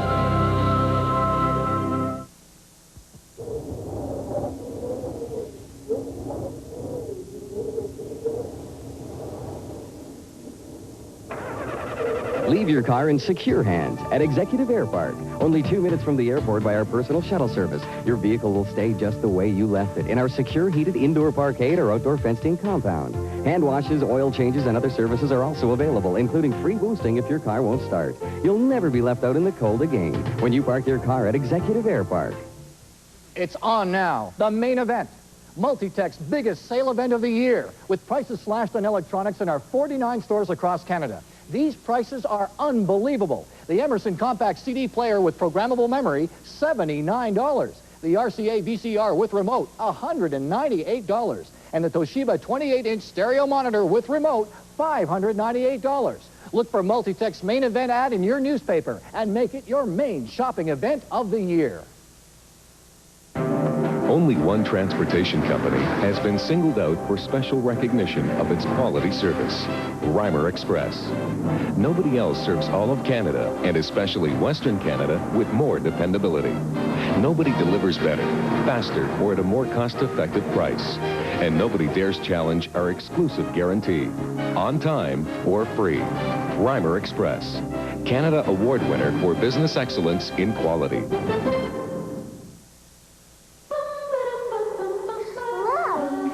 From all of us at RE/MAX, warmest wishes for a holiday season filled with love and joy, and a new year that brings prosperity and happiness.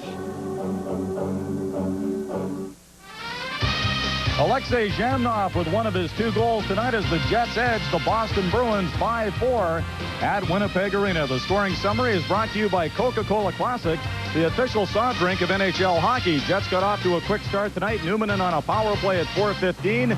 Domi with his 3rd of the season at 10:11, and 26 seconds later was Zhamnov with his first of 2 as the Jets led it 3-0. But the Bruins came back. Leach before the first period ended. Then in the second period, it was Ray Bourque with his 5th.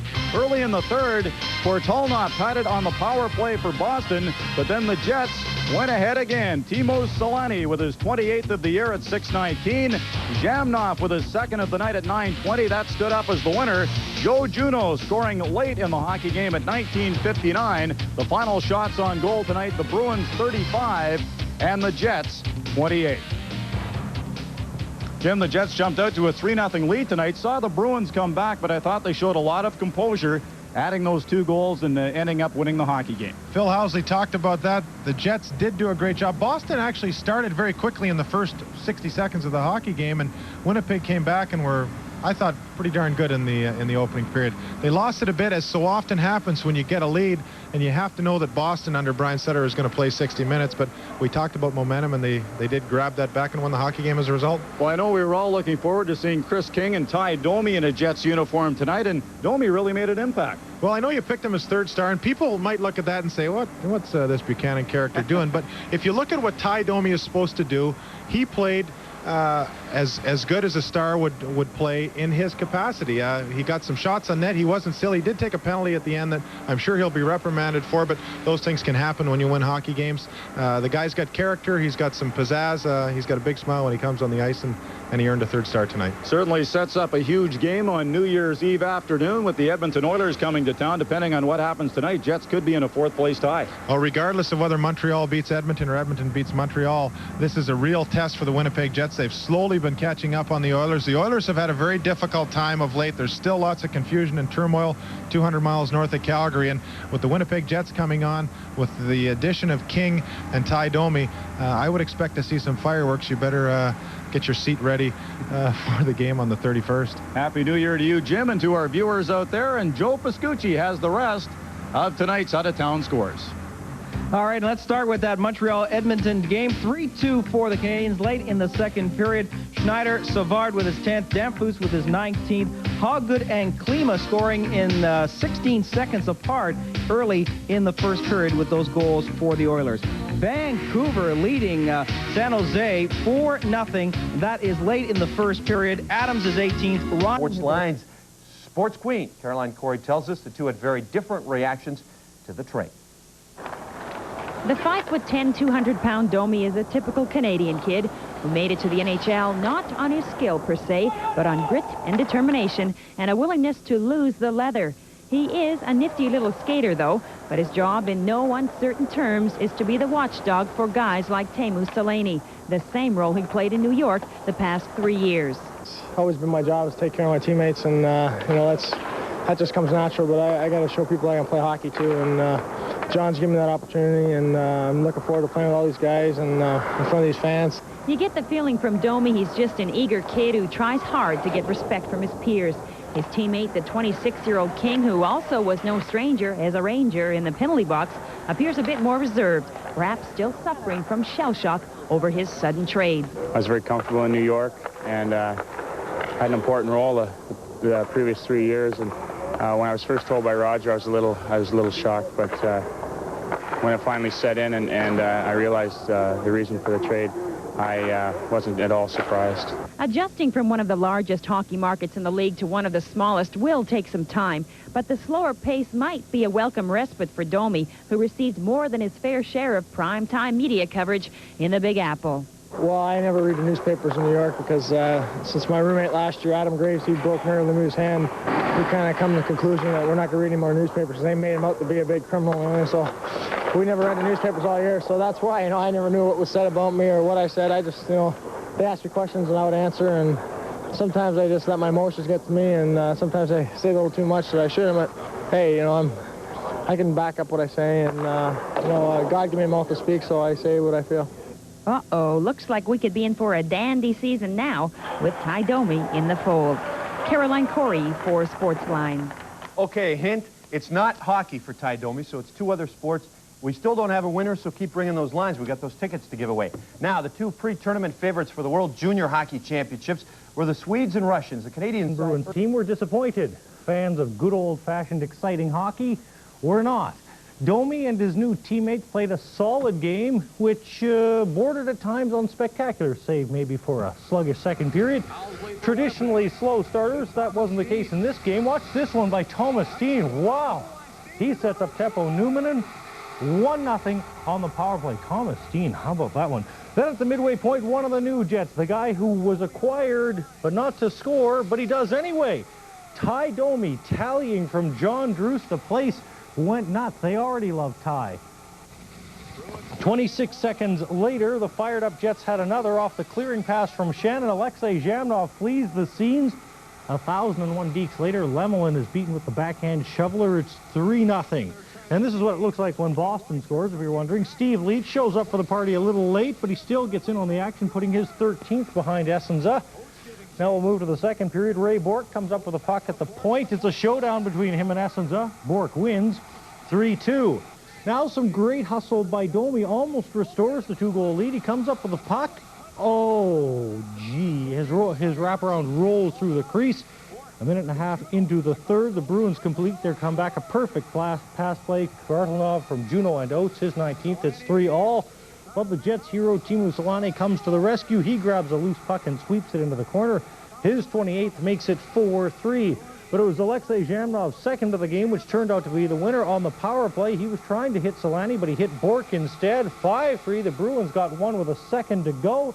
But the Jets hung on for the 5-4 victory. Leach had the last Boston goal. 2 in a row now for the Jets, putting them in good shape for Thursday's encounter at the arena with the Oilers. Now to Ron Kuipers with the post-game report. Well, Steve, the Jets' 36th game of the regular season was anything but regular this evening. A crowd of over 13,000 was on hand to watch a head-to-head matchup between the top two rookies of the league, but they were also here to witness the beginning of the rough and tough Ty Domi, Chris King era in Winnipeg. You know, my job is to go to the net, and, you know, I'm going to get any pretty goals, but I'm not going to get any pretty goals, but I'll tell you one thing, you know, I just get my goals going to the net, and John Druce made a great pass, and I got lucky and banged it in.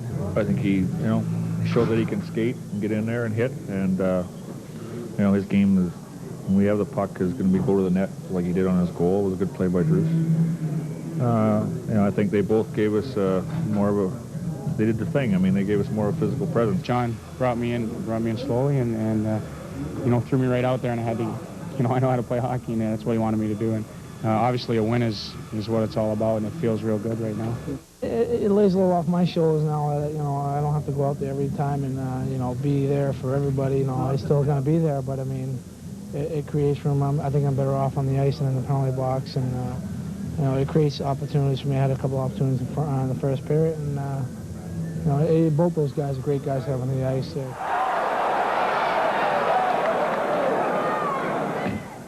Well, for the first time in a very long time, John Paddock didn't have to talk to the media about a lack of toughness on his squad. That issue was put to bed as soon as Ty Domi stepped on the arena ice. And it's the kind of addition that produces our CKY Impact Player of the Game. The response from the crowd is just unbelievable, and, you know, they make me feel real good, and, you know, being traded for Eddie Olchuk's pretty tough to fill his shoes. I don't think I'll fill a net like him, but I'll get my share and you know, help this team in different ways. Oh yeah, it was a big lift for us, and you know, everybody knew that he's gonna be right behind us, and if something happens, he's gonna jump in and help the guys. And besides scoring his first goal as a Jet, Domi says the biggest and best surprise of the night was the amount of ice time allotted by Coach Paddock. I never played that much in my whole season in New York. You know, that's, believe it or not, and I didn't really play that much tonight, but. You know, I didn't, you know, the thing is, I just got into the game, and I got a few shifts every period, and, you know, I contributed to the win, and that's the bottom line. We won the game. And So a huge win for the Jets, which has them pointed in the right direction for Thursday's showdown. And that game will be for 4th place in the division because the Montreal Canadiens did the Jets a favor tonight